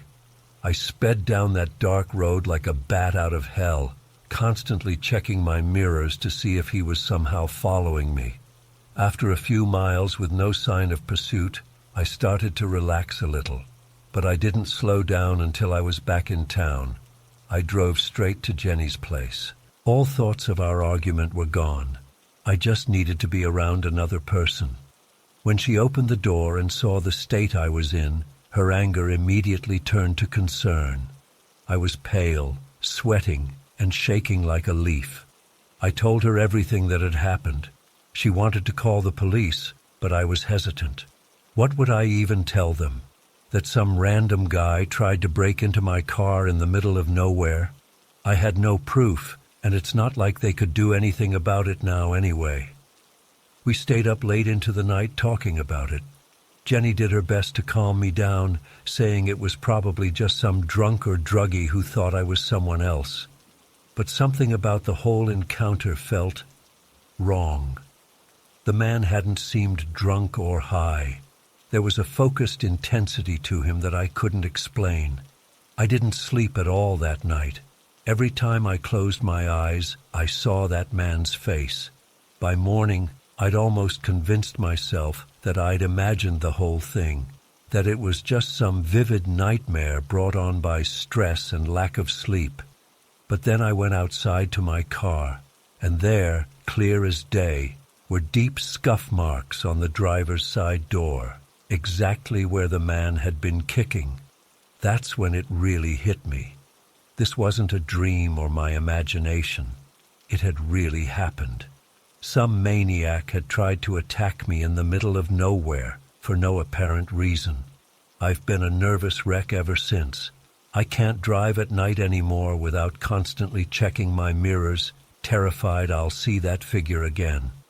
I avoid isolated areas like the plague. Jenny's been great, really supportive, but I can tell she's worried about me. The thing that really gets me, the part I can't stop thinking about, is the why of it all. Why was that man out there? What did he want? If he was just some random criminal looking to steal my car or rob me, why was he so enraged? It felt personal somehow, like he knew me. But that's impossible. I'd never seen him before in my life. I've gone over that night 1,000 times in my head, trying to make sense of it. But I always come back to the same conclusion. There is no sense to be made. It was just one of those random, terrifying events that remind you how fragile our sense of safety really is. Oh, and there's one more thing. Something I haven't told anyone, not even Jenny. A detail that makes the whole thing even more bizarre and frightening. The morning after it happened, when I was examining my car, I noticed something on the roof. At first I thought it was just dirt or maybe a scratch, but when I looked closer, I realized what it was. A footprint, a clear boot print, right on top of my car, as if the man had somehow jumped or climbed on top of it at some point during the encounter. But that's impossible. I would have noticed something like that, wouldn't I? And then, just as I was processing this discovery, I heard something. A loud crack, like a gunshot, coming from the direction of the woods behind my house. But when I turned to look, there was nothing there. Just the trees, silent and still in the morning light. I don't know what to make of any of this. Part of me wants to forget it ever happened, to go back to my normal life, but I know that's impossible. Whatever happened that night, whatever that man wanted, it's changed me. I'll never feel truly safe again. I'm writing this all down partly to get it off my chest and partly as a warning. Be careful out there. You never know what might be waiting for you in the dark.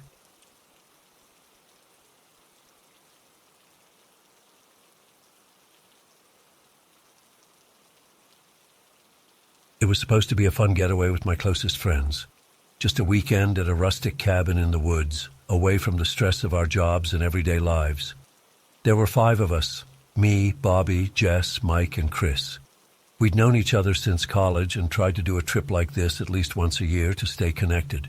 The cabin was pretty isolated, tucked away in a dense forest about an hour outside of Nashville. When we arrived on Friday afternoon, we were all in high spirits, cracking jokes and looking forward to a few days of hiking, grilling out, and catching up around the fire pit. The place was cozy but had all the essentials: a full kitchen, a couple bedrooms, and a big stone fireplace in the living room. That first night was great. We grilled burgers, drank some beers, and stayed up late playing cards and reminiscing about old times. Everything felt so normal and comfortable.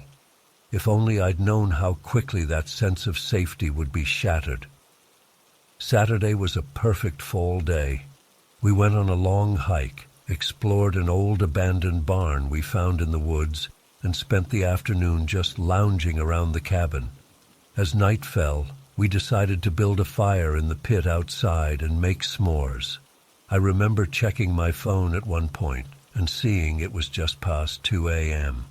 We were all still wide awake, telling ghost stories and urban legends, the kind of creepy stuff that seems fun to talk about when you're huddled around a crackling fire in the dark woods.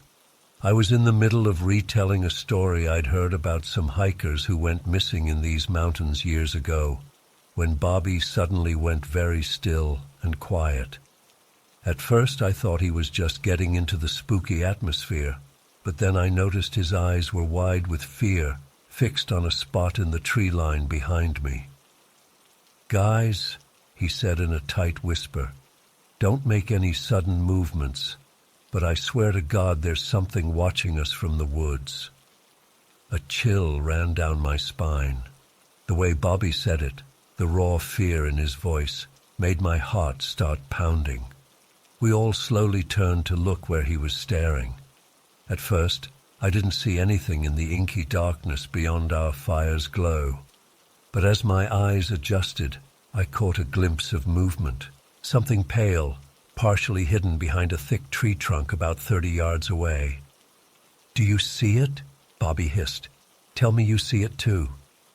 I think so," Jess breathed. "What is that?" We all sat frozen, hardly daring to breathe as we strained our eyes to make out whatever was lurking in the shadows. Suddenly, it shifted, and I got a clearer view that made my blood run cold. It was vaguely humanoid in shape, but far too tall and thin to be a person. Its limbs were unnaturally long and spindly, like tree branches. But the worst part was its face, or rather, the lack of one.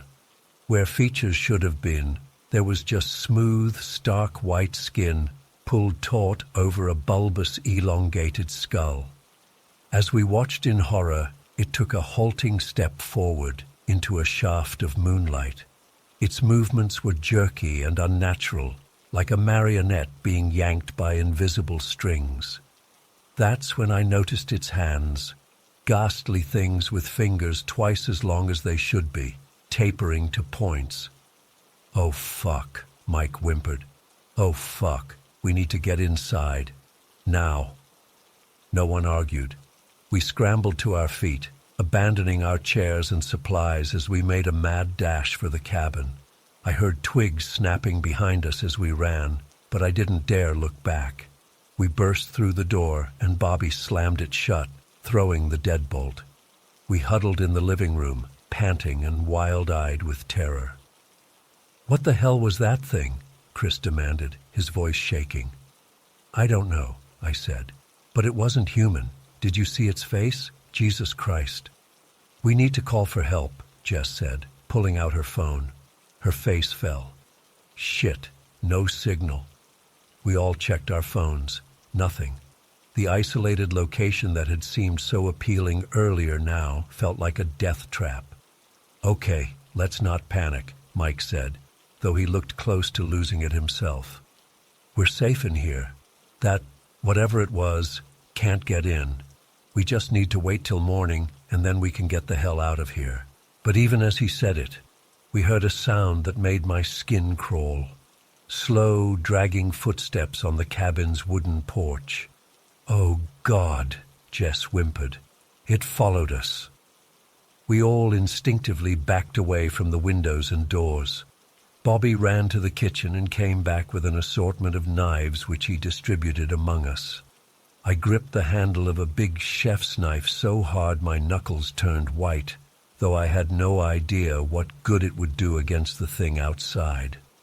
For the next few hours, we huddled together in the living room, jumping at every creak and groan of the old cabin. Sometimes we'd hear those uneven footsteps circling the building. Other times, there would be an eerie scratching at the walls or windows. At one point, I worked up the courage to peer out through a gap in the curtains. I immediately wished I hadn't. That faceless head was pressed right up against the glass, mere inches away. I stumbled back with a strangled cry, my heart hammering in my chest. "What? What did you see?" Bobby asked urgently. I shook my head, unable to form words. The image of that blank, corpse-white face was seared into my mind. As the night wore on, the noises outside gradually grew less frequent. We started to hope that maybe the creature had lost interest and wandered off, but none of us dared to let our guard down. Finally, after what felt like an eternity, pale dawn light began to filter through the windows. We waited with bated breath, knives still clutched in our trembling hands. But as the sun climbed higher, turning the gray pre-dawn to golden morning, we heard no more sounds from outside. Cautiously, we approached the windows and peeked out. The forest looked peaceful and ordinary in the morning light. There was no sign of the horrifying entity that had stalked us through the night. We did a careful sweep of the cabin's perimeter, half expecting to find some evidence of what we'd seen. Footprints, claw marks, anything. But there was nothing. If I hadn't been there to experience it myself, I would have thought we'd all shared some kind of mass hallucination. We didn't stick around to investigate further. We threw our bags in the car and got the hell out of there as fast as we could. The whole drive back to the city, we kept looking over our shoulders, terrified we'd see that nightmarish figure lurking by the roadside. It's been weeks now, and I still have nightmares about that night.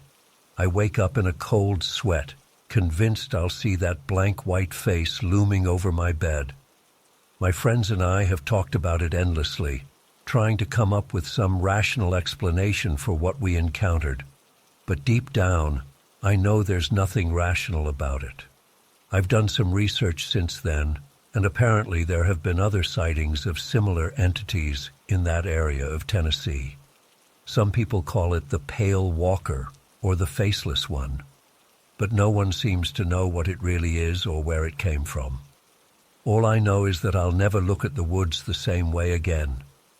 There are things out there in the darkness, ancient, alien things that defy explanation. And sometimes, if you're unlucky, you might catch a glimpse of them. But trust me when I say, you'll wish you hadn't. I don't know why that thing appeared to us that night, or why it eventually left us alone. Maybe we just got lucky, or maybe it was toying with us, and next time we won't be so fortunate. All I can say is, if you're ever camping in the forests of Tennessee and you feel eyes on you in the dark, don't look, just run, and pray it doesn't follow. Story 26. For the first few weeks, everything was great. I was settling into my new job, decorating the apartment, and really enjoying having my own space. But then I started noticing little things that seemed off. Items in my bedroom that weren't quite where I'd left them. The feeling that someone had been sitting on my couch when I got home from work. At first I brushed it off as just being forgetful or paranoid in a new place. But then one night, I woke up suddenly around 3 a.m. The room was pitch black, but I had the overwhelming sense that someone was there, watching me. My heart started racing as I lay frozen in bed, straining my ears for any sound. After a few terrifying minutes of silence, I heard it, the faintest creak of a floorboard, like someone shifting their weight ever so slightly. It was coming from the direction of my storage closet. I don't know how I found the courage, but I managed to reach over and flip on my bedside lamp. The sudden light illuminated my empty room, but I swear I caught a glimpse of movement near the closet door as it clicked on. Shaking, I got up and checked every inch of my apartment, but found nothing out of place. I tried to convince myself it was just a dream, but deep down, I knew something was very wrong. The next day, I came home from work to find my front door unlocked. I always locked it, so this sent me into a panic.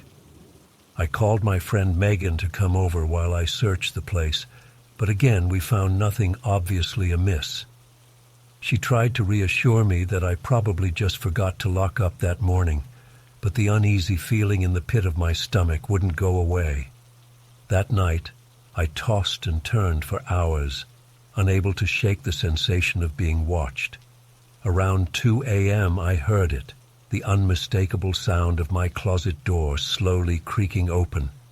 My blood ran cold as I lay there, paralyzed with fear. Footsteps padded softly across my bedroom floor, pausing right next to my bed. I squeezed my eyes shut, praying this was just another nightmare. And then I heard it, a man's voice, low and raspy, whispering my name. "Jessica. I know you're awake, Jessica." I wanted to scream, but no sound would come out. I felt the mattress shift as he sat down on the edge of the bed. "I've been watching you for weeks, Jessica. You're so beautiful when you sleep." In that moment, survival instinct kicked in, and I leapt out of bed, bolting for the door. I heard him coming after me as I ran down the hallway, fumbling with the front door lock with shaking hands. Just as I got it open, his hand clamped down on my shoulder. I screamed and somehow managed to wrench free, sprinting out into the night in just my pajamas. I ran to a neighbor's apartment and pounded on the door until they let me in and called the police. When the cops arrived, they searched my place, but the intruder was long gone. They found the storage closet door ajar, and what they discovered inside still haunts me. The small space had been turned into a makeshift living area, with a sleeping bag, some snacks, and disturbingly, dozens of pictures of me taped to the walls. But the most chilling thing was the marks scratched into the wall, one for each day he'd apparently been living there. There were over 30 tally marks. The police think he must have been sneaking in and out through the closet somehow while I was at work. They found a small opening to the building's ductwork that he'd managed to pry open. He'd been living in my apartment, watching my every move, for over a month. They never caught the guy. I moved out immediately and went to stay with my parents for a while. I'm in therapy now, trying to work through the trauma, but I don't know if I'll ever feel truly safe again.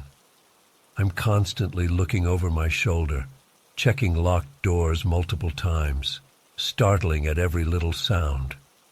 The worst part is knowing that for all those weeks, I wasn't crazy or paranoid. There really was someone watching me, invading my privacy in the most horrifying way. I still have nightmares about waking up to find him standing over my bed.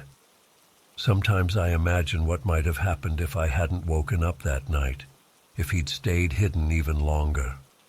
Would he have eventually attacked me? Was he working up the courage to do something worse? The police did a thorough investigation, but never found any fingerprints or DNA evidence. It's like he was a ghost.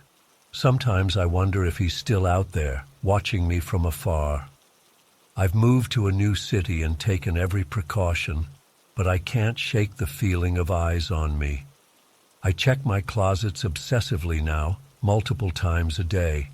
I've installed security cameras and alarms on every entrance, but none of it makes me feel truly safe. How can I ever trust that I'm really alone again? How can I close my eyes at night without wondering if someone is creeping out of the shadows? The experience has changed me in ways I'm still trying to understand. I'm jumpy and paranoid, struggling to trust anyone new. Dating is completely off the table. The thought of letting someone into my personal space again is terrifying. I know logically that what happened to me was a freak occurrence, that the vast majority of people aren't secret stalkers. But emotion doesn't always listen to logic. I'm sharing my story as a warning to others, especially young women living alone. Trust your instincts if something feels off. Don't brush aside those nagging feelings that something's not right. Install good locks and security systems. Be aware of your surroundings. But I also don't want to live in fear forever. I'm working with my therapist on healthy coping mechanisms, trying to reclaim my sense of safety and independence. It's a long road, but I'm determined not to let this experience define the rest of my life. I won't let him win by living in constant terror. Still, I don't know if I'll ever be able to sleep with my closet door open again. Every time I hear an unexplained noise at night, my heart races. A part of me is always on high alert, waiting for the moment I'll wake up to find someone standing over my bed, whispering my name in the darkness. I hope that by sharing my story, I can process some of this trauma and maybe help others be more vigilant. If you ever get that feeling of being watched, please don't ignore it. It just might save your life. Stay safe out there, and remember, even in your own home, you can never be too careful.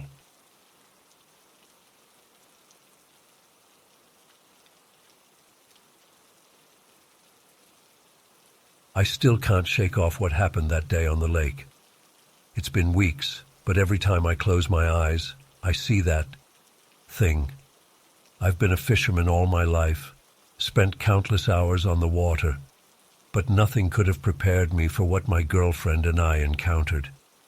It was supposed to be a relaxing Saturday afternoon in late August. The weather was perfect, sunny but not too hot, with a gentle breeze coming off the water. We decided to take my small fishing boat out on Old Hickory Lake, just outside of Nashville. I've fished these waters for years, know every cove and inlet like the back of my hand, or at least I thought I did. We set out around 2 p.m., cruising along the shoreline and enjoying the scenery. Emily was sunbathing on the bow, while I steered us towards my favorite fishing spot, near and secluded cove. The lake was pretty quiet that day, just a few other boats in the distance. As we approached the cove, I cut the engine and let us drift. The water was calm, almost glassy. Perfect conditions. I was just about to grab my fishing rod when Emily let out a gasp. "Jake, look," she said, pointing towards the tree line on the shore. At first I didn't see anything, but then I spotted movement. Something was emerging from the bushes. My first thought was that it was a dog. We see plenty of them along the shore, usually with their owners nearby. But as this creature came fully into view, I realized it was like no dog I'd ever seen before. It was big, easily the size of a Great Dane, but its proportions were all wrong. Its legs were too long and thin, almost spindly. The neck was elongated and the head, God, the head. It was canine in shape, but much too large for the body, with a long pointed snout.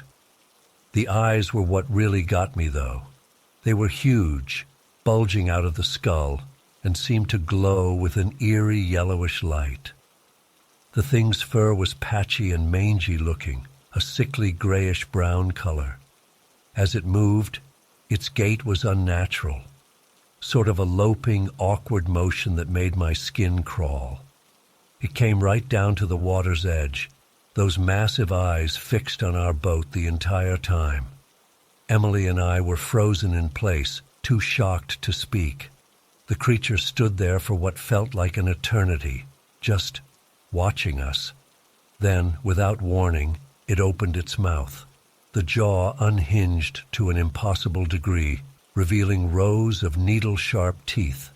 A sound came out that I'll never forget, a mix between a howl and a scream that echoed across the water and sent chills down my spine. That's when things got even weirder. The creature suddenly bounded forward and leapt into the lake, but instead of swimming, it went completely under. I expected to see it resurface, but seconds ticked by and nothing happened. The water where it had entered was completely still, not even a ripple. Emily and I looked at each other in disbelief. "What the hell was that?" she whispered, her voice shaking. I had no answer. My mind was racing, trying to make sense of what we'd just witnessed. Nothing about it made sense. The creature's appearance, its behavior, the way it had just vanished into the water. We sat there for several minutes, scanning the lake's surface and the shoreline, half expecting the thing to reappear. But there was nothing. It was as if it had never existed at all. Finally, I snapped out of my daze and started the engine. "We need to get out of here," I said. Emily nodded, her face pale. As we sped away from the cove, I couldn't shake the feeling that we were being watched. The ride back to the marina was tense and silent. We were both lost in our own thoughts, trying to process what we'd seen.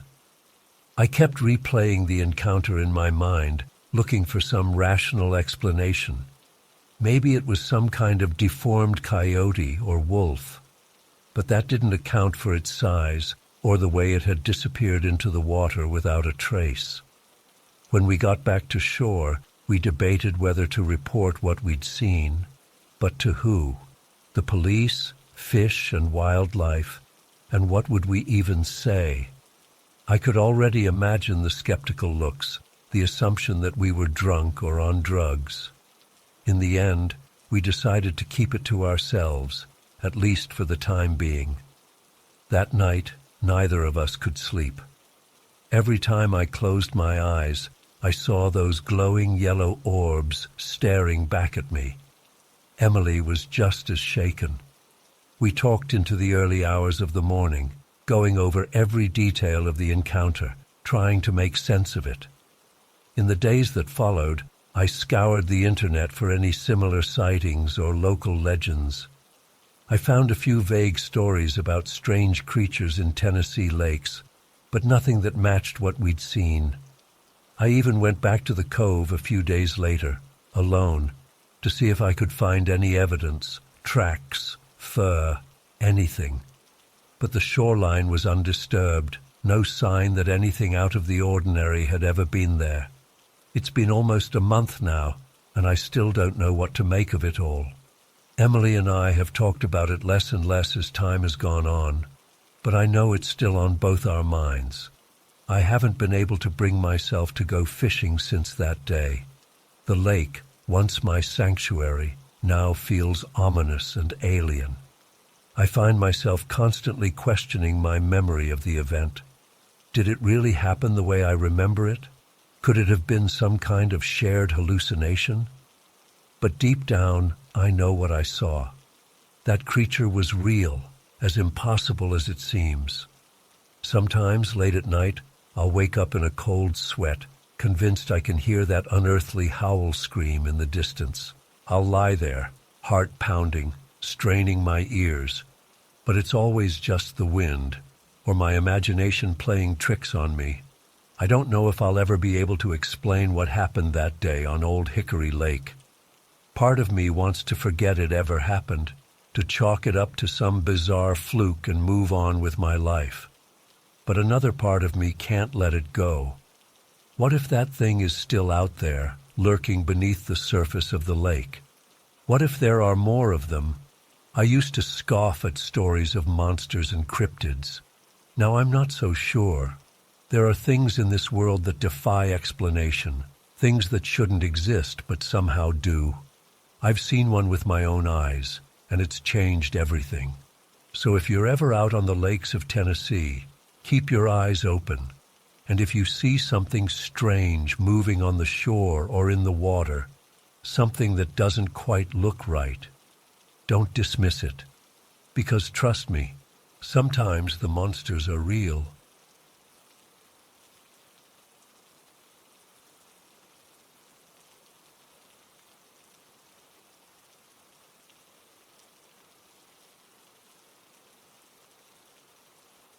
I tried to shake off the uneasy feeling and focus on my work.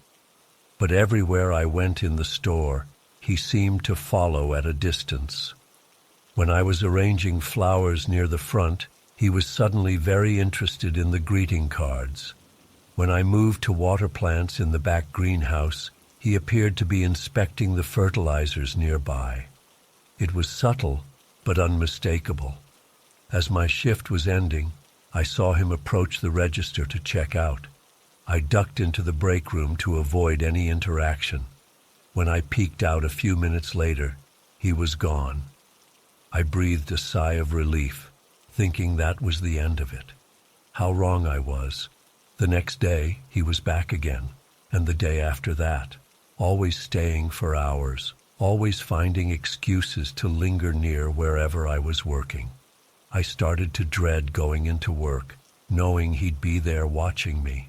I mentioned it to my manager, but she just said, as long as he was buying things, we couldn't really ask him to leave.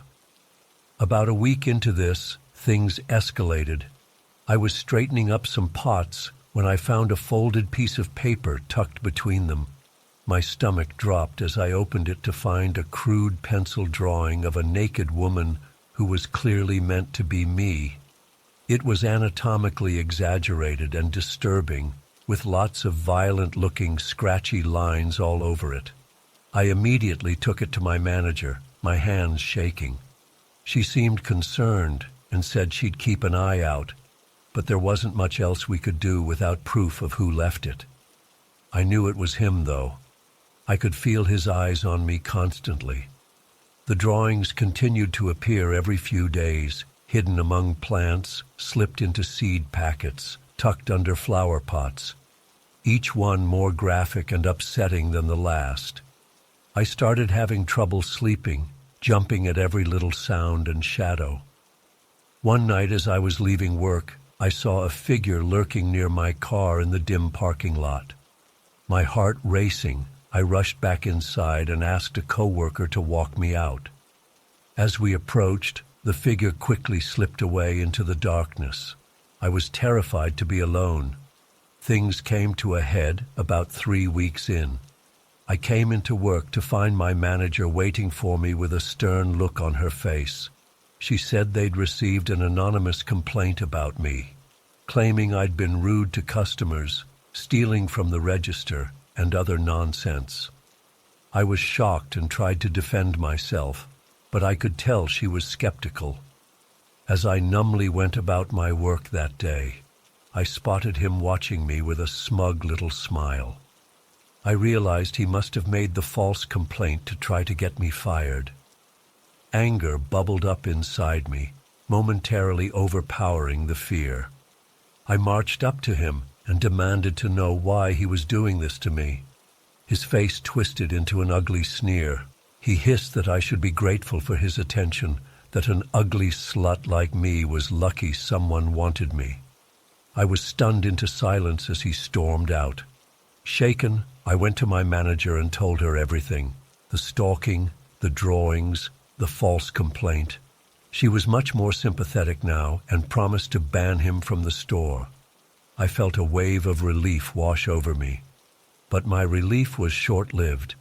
That night as I got home, I found all of my potted plants on my porch had been violently uprooted and destroyed. Soil and broken ceramic were strewn everywhere. Pinned to my door was another one of those awful drawings, but this one showed the woman's throat being slit. I called the police immediately. They took a report, but said there wasn't much they could do without more evidence. They suggested I stay with friends or family for a while. I was terrified to be alone, so I packed a bag and went to stay with my sister across town. The next few days passed in a blur of anxiety and sleepless nights. I jumped at every sound, convinced he'd found me. I kept replaying every interaction in my mind, wondering what I'd done to make him fixate on me like this. When I finally worked up the courage to return home, I found my front door slightly ajar. Panic seized me as I realized he'd broken in while I was gone. With shaking hands, I called the police again. They came and did a walkthrough, but he was long gone. The entire place had been ransacked, drawers dumped out, furniture overturned. But the worst part was what he'd done to my bedroom. The walls were covered in those disturbing drawings, hundreds of them papering every surface. My bed was slashed to ribbons, and written on the mirror in what looked horrifyingly like blood were the words, "You're mine." I broke down sobbing as the police documented everything. They said they'd increase patrols in the area, but I knew it wouldn't be enough. This guy was obsessed and dangerous. I didn't feel safe anywhere. I quit my job at the garden center and moved in with my sister permanently. I was too scared to live alone. For weeks I barely left the house. Every time the phone rang or there was a knock at the door, I was terrified it was him. Gradually, as time passed with no sign of him, I started to relax a tiny bit.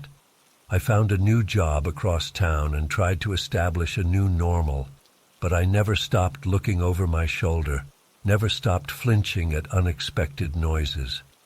It's been almost a year now, and I haven't seen or heard from him since that awful day I found my apartment destroyed. But the impact lingers. I still have nightmares about those drawings. Still feel phantom eyes watching me sometimes.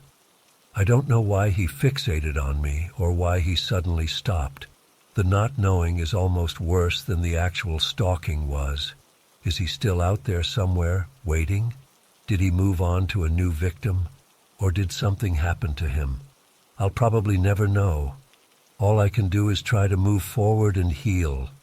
But a part of me will always be looking over my shoulder, wondering if today will be the day he returns to finish what he started. The garden center was my happy place, and he destroyed that for me. I don't know if I'll ever feel truly safe again.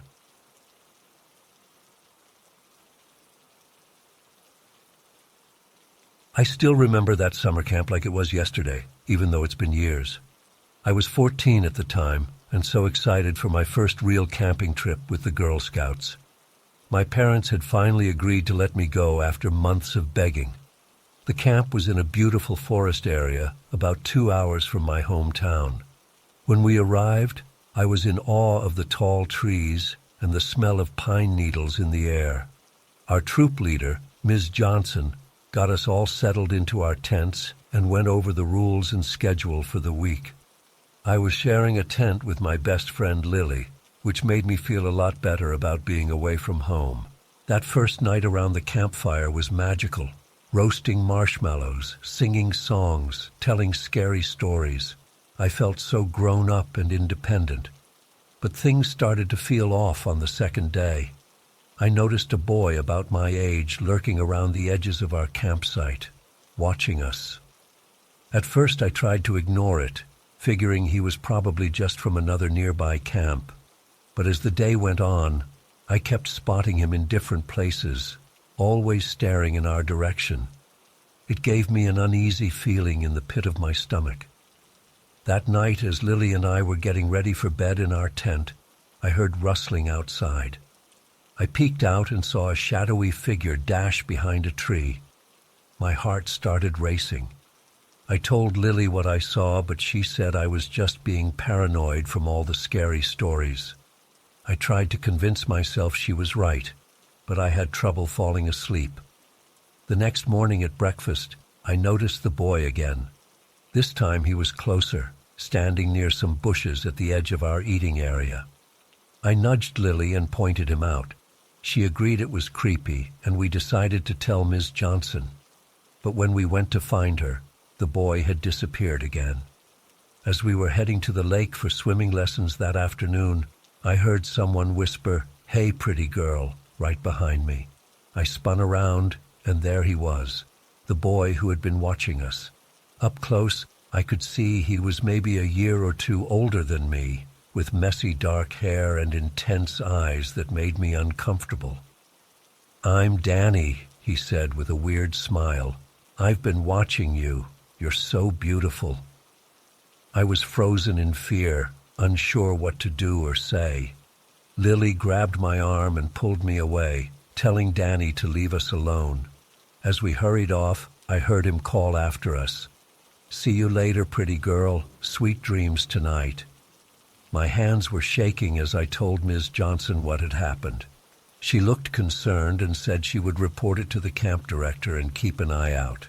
But I could tell she didn't fully grasp how scared I was. That night, I woke up to the sound of someone unzipping our tent.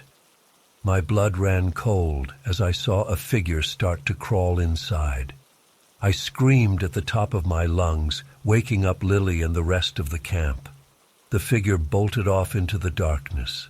Ms. Johnson came running and I sobbed as I told her what happened. She tried to calm me down, saying it was probably just another camper playing a prank. But I knew in my gut it was Danny. The next day, Ms. Johnson insisted on moving Lily and I into her larger tent for safety. But even that didn't make me feel better. Everywhere I went, I felt Danny's eyes on me. At the archery range, I saw him watching from behind a tree. During our nature hike, I kept hearing twigs snapping behind us, like someone was following. That evening at dinner, I nearly jumped out of my skin when I felt a hand on my shoulder. I turned to see Danny standing right there in our camp, bold as could be. Before I could react, he leaned in close and whispered, "You look so sexy in those shorts. I bet you taste delicious." I recoiled in horror and yelled for Ms. Johnson. By the time she got there, Danny had vanished again. I broke down crying, begging to call my parents and go home. But the camp had strict rules about phone use, and Ms. Johnson assured me they would find Danny and make him leave. Sleep was impossible that night. Every little noise made me jolt awake in terror. I kept imagining Danny's face peering in at me through the tent flap. At one point, I thought I heard heavy breathing right outside, but was too paralyzed with fear to look. The next morning, Ms. Johnson informed us that they had searched the entire camp, but found no sign of Danny. She said they contacted the other nearby camps, and no one knew of a camper by that name or description. I felt sick to my stomach. How was this happening? Where was he coming from? Things escalated quickly after that.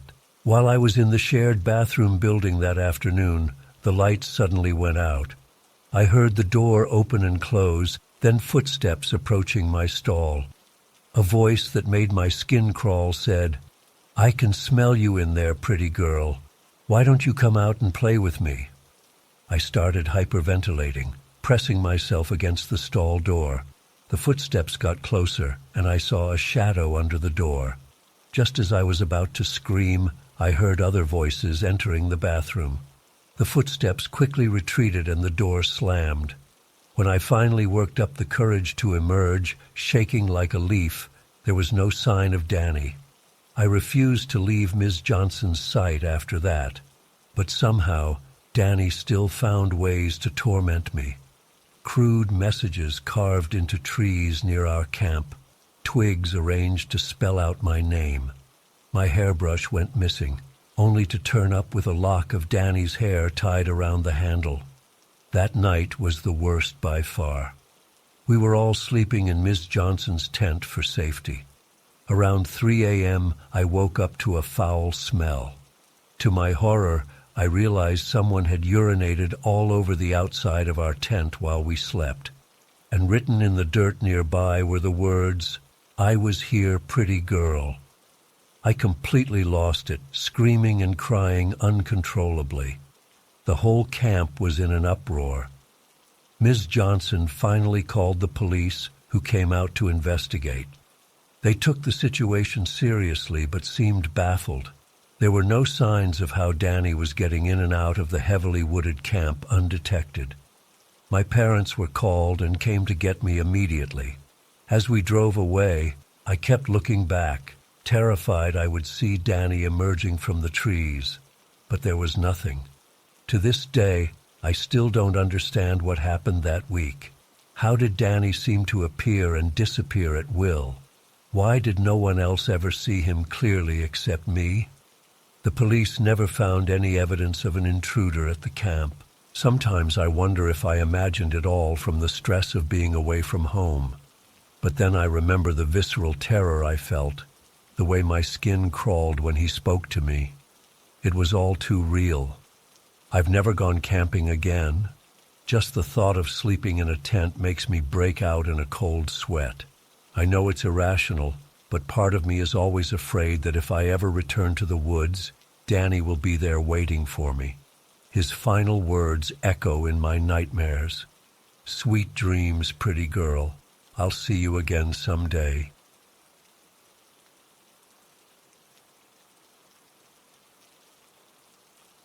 I'd been working at Joe's Pizza for about 6 months, mostly doing deliveries around our small town. It was a pretty chill job, cruising around in my beat-up Honda Civic, listening to music, and dropping off pies. But everything changed with that one delivery to 412 Oak Street. It was a Friday night, around 10 p.m. I'd just finished a cluster of deliveries in the busier part of town when this order came in for a large pepperoni and mushroom to an address way out on the edge of town. I wasn't thrilled about driving all the way out there, but whatever. A delivery's a delivery. As I headed out of town, the streetlights became fewer and farther between. The paved road turned into gravel, then dirt. My headlights swept across dense woods on either side. I started to get an uneasy feeling in the pit of my stomach. Finally, I saw a mailbox with rusted numbers, 412. I turned onto a narrow, overgrown driveway that seemed to go on forever. Branches scraped against my car as I inched forward. The pizza was getting cold, but I didn't care.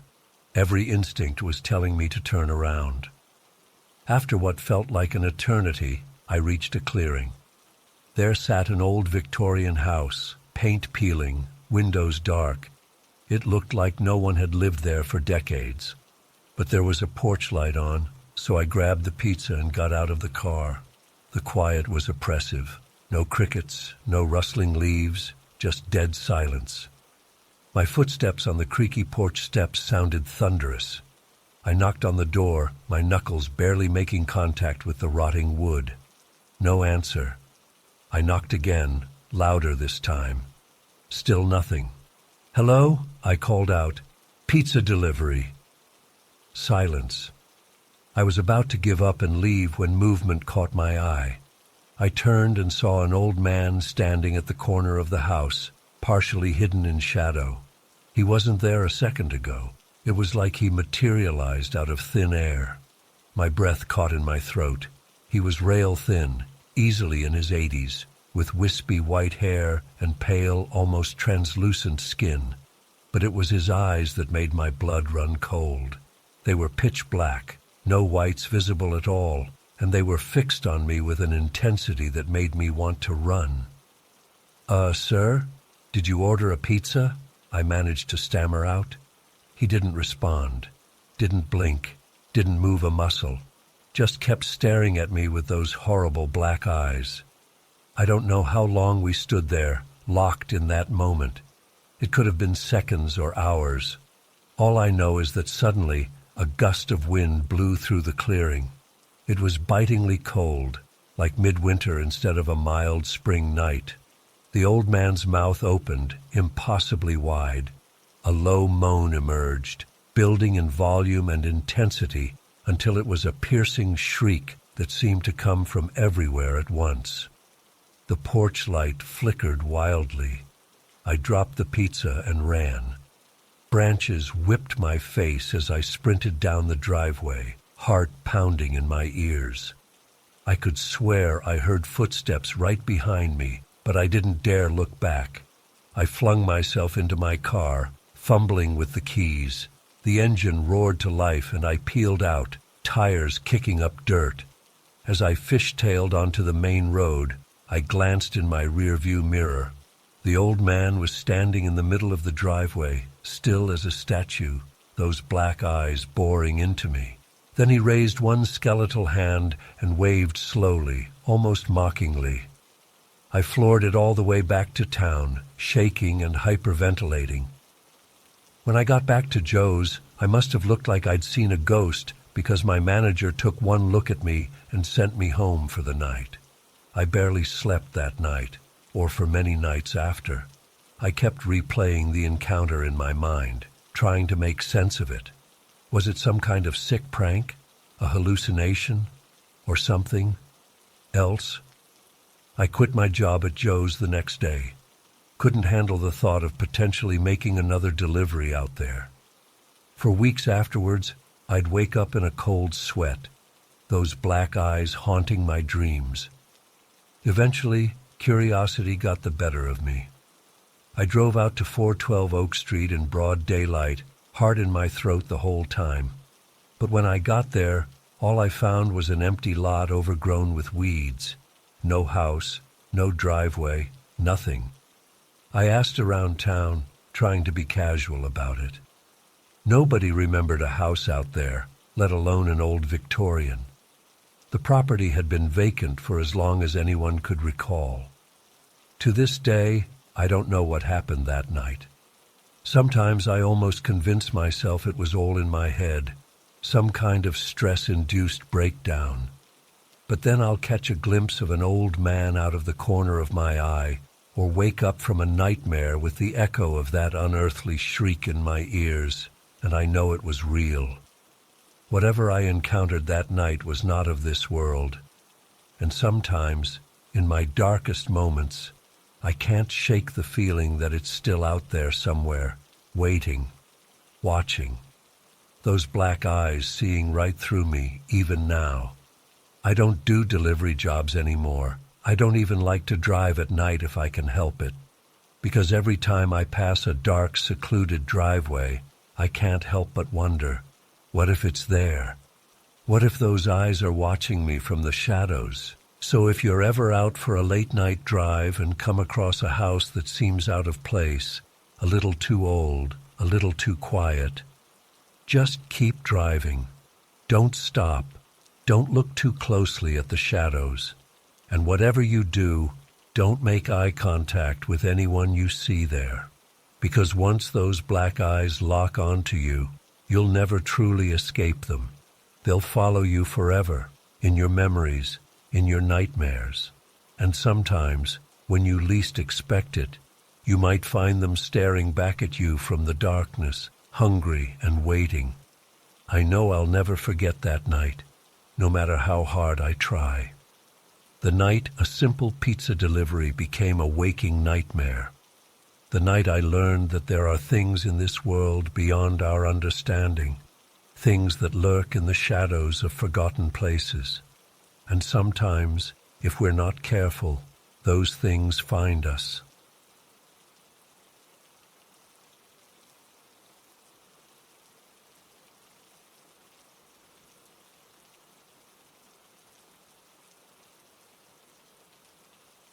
It was a particularly nasty night, with rain coming down in sheets and thunder rumbling in the distance. I was settled in at my desk near the entrance, sipping lukewarm coffee and half watching the security camera feeds. Around 2 a.m., I heard a weird scratching sound coming from deeper in the warehouse. At first I figured it was just the wind rattling something loose, but it kept getting louder and more insistent. I grabbed my flashlight and decided to do a quick patrol, just to put my mind at ease. The warehouse was pitch black, except for the beam of my light bouncing off the metal shelves. Every shadow seemed to move. As I made my way down one of the long aisles, the scratching suddenly stopped. The silence felt even creepier somehow. I was about to turn back when I caught a flicker of movement out of the corner of my eye. "Hello?" I called out, my voice sounding small in the cavernous space. "This is security. Anyone there?" No response. I swept my flashlight back and forth, heart pounding. And then I saw him. There was a man standing at the end of the aisle, partially hidden behind a stack of boxes. He looked to be in his 50s, with graying hair and a weathered face. But the thing that made my blood run cold was his eyes. They were wide and unblinking, reflecting my flashlight beam like an animal's. I froze, unsure what to do. How the hell had he gotten in here? Before I could react, he spoke in a low, gravelly voice. "Why don't you come a little closer, friend? I've got something to show you." Every instinct screamed at me to run, but I was rooted to the spot. The man took a step forward, his movements oddly stiff. "I said come here," he repeated, a hint of menace creeping into his tone. Don't make me ask again. I fumbled for the walkie-talkie on my belt, ready to call for backup. But as I raised it to my mouth, the man lunged forward with surprising speed. I caught a gleam of metal in his hand as I stumbled backwards, tripping over my own feet in my haste to get away. I scrambled up and ran blindly through the maze of shelves, my flashlight beam bouncing crazily. I could hear heavy footsteps behind me, but I didn't dare look back. My lungs were burning as I finally burst out of the main storage area and into the small office space near the entrance. I slammed the door shut and fumbled with trembling hands to lock it.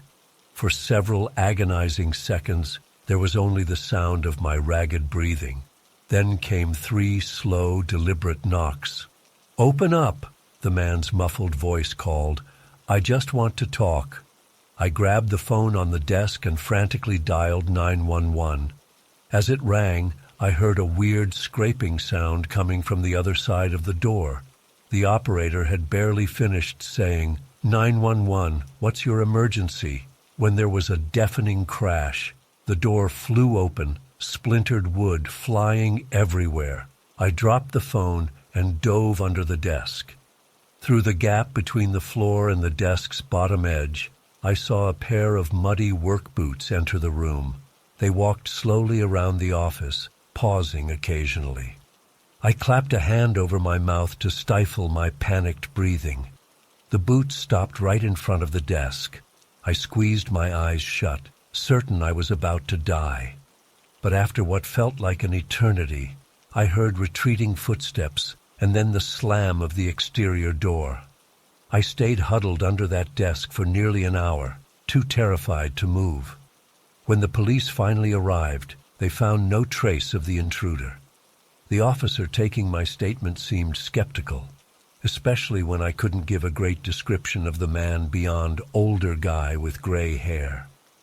I was ready to question my own sanity until they pulled the security camera footage the next day.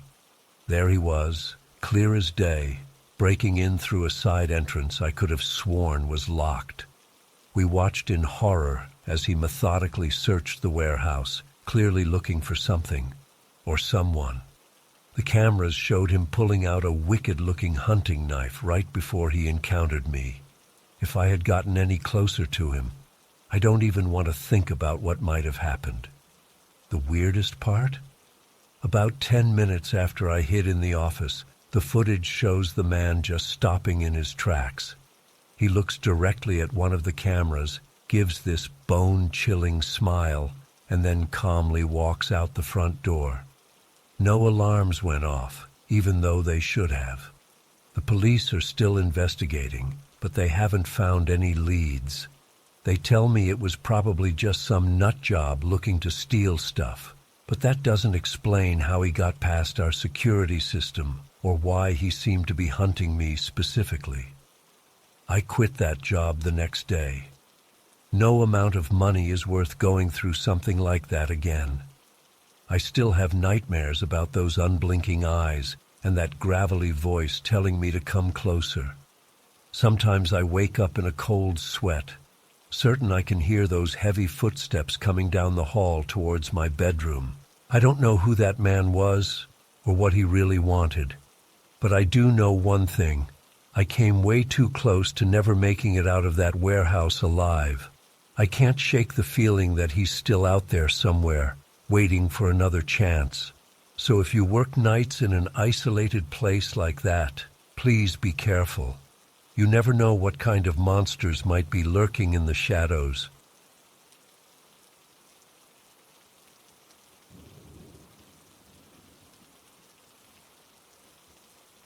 We got back to my apartment building around 10 p.m. As we approached the front door, I noticed Milo's ears perk up and his nose start twitching.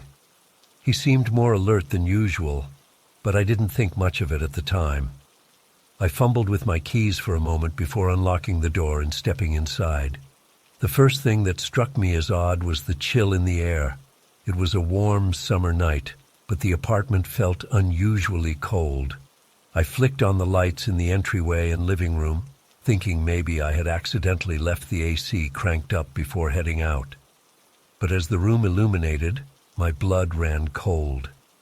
The curtains on my living room window were swaying gently, as if caught in a breeze. But I knew for a fact that I had closed and locked all the windows before leaving. My heart started racing as I realized someone must have been in my apartment while I was gone. I froze in place, straining my ears for any sound of an intruder still present.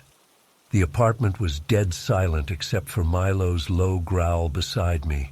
His hackles were raised, and he was staring intently down the darkened hallway that led to my bedroom. Every instinct told me to turn and run, to get out of there as fast as possible and call the police. But I was paralyzed with fear, unable to move or even speak. I just stood there, trembling, as my eyes adjusted to peer down the shadowy corridor.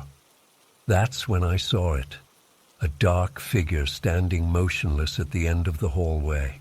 My breath caught in my throat as I made out the vague outline of a person, completely still and silent. They were just watching me. Milo's growl turned into frantic barking as he lunged forward, jerking the leash from my grip. The sudden movement snapped me out of my terrified daze. I stumbled backwards, fumbling for the door handle behind me. Just as my fingers closed around the cool metal, the figure in the hallway moved. In 2 swift strides, they disappeared into my bedroom, the door slamming shut behind them.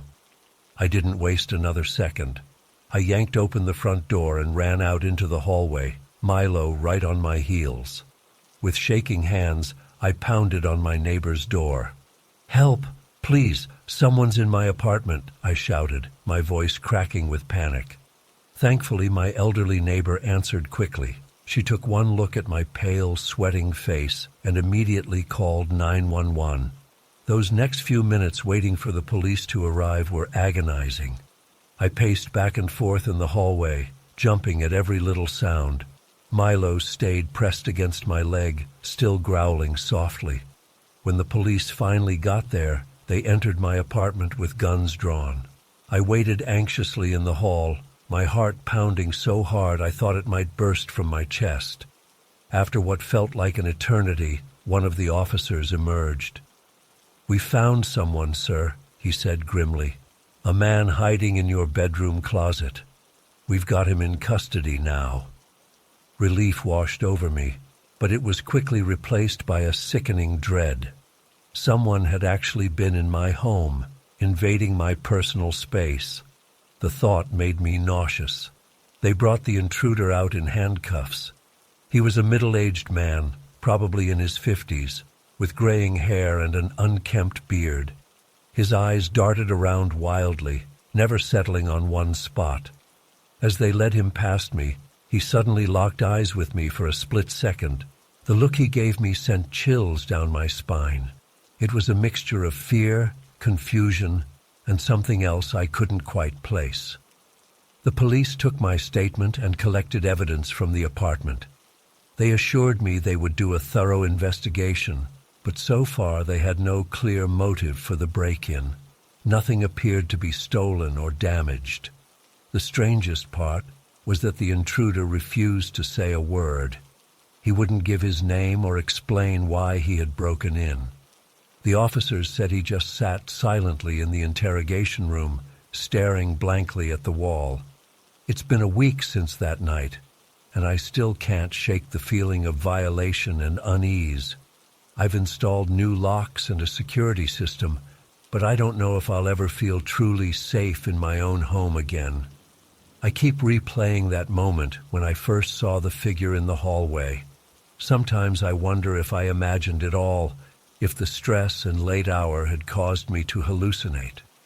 But then I remember the look in that man's eyes as they led him away, and I know it was all too real. The police still haven't been able to identify him or determine his motive.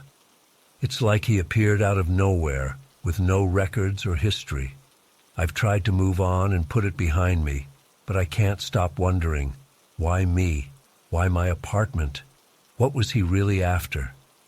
Every night when I walk Milo now, I'm hyper-aware of my surroundings. I check and double-check the locks before bed. Sometimes I wake up in a cold sweat, convinced I hear footsteps in the hallway. Milo seems on edge too, often growling at shadows or barking at nothing. I know I should probably move, find a new place where I don't have these constant reminders. But part of me is afraid that wherever I go, that lingering sense of being watched will follow. It's like that night opened my eyes to a darker side of reality that I can't unsee. I've tried talking to friends about it, but they don't seem to understand. They say I'm being paranoid, that I need to let it go. But how can I when there are still so many unanswered questions? I've started doing my own research, looking into similar break-ins in the area. So far, I haven't found any clear patterns or connections. But I can't shake the feeling that there's more to this than a random home invasion. The image of that man's face haunts me. There was something in his expression that suggested he knew me, or at least knew something about me. But how? And why? The more I think about it, the more questions I have. I've considered reaching out to the police again, seeing if there have been any developments in the case. But part of me is afraid of what I might learn. What if the truth is even more unsettling than not knowing? For now, I'm trying to take it one day at a time. I'm grateful for Milo's comforting presence. He's been extra attentive since that night, always by my side. I've started leaving lights on at night and sleeping with a baseball bat next to my bed. It's not much, but it helps me feel a little more in control. Still, I can't help but wonder if I'll ever truly feel safe again. That night changed something fundamental in how I see the world. It's like a veil has been lifted, revealing a reality where danger can lurk in the most unexpected places. I find myself studying the faces of strangers on the street, wondering if they're hiding similar secrets. Every creak in the apartment building makes me jump.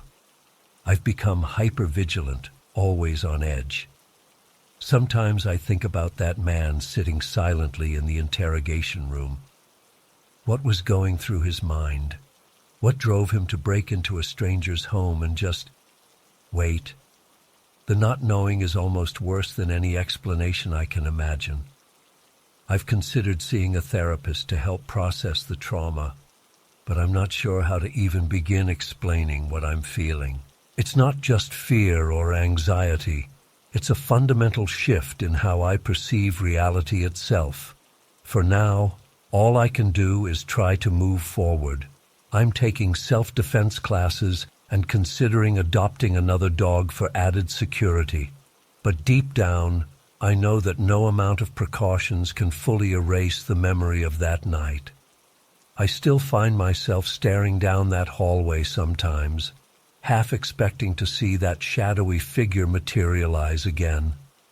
In my darkest moments, I wonder if he's still out there somewhere, watching and waiting. And I can't help but fear that someday, somehow, he'll come back to finish whatever he started that night.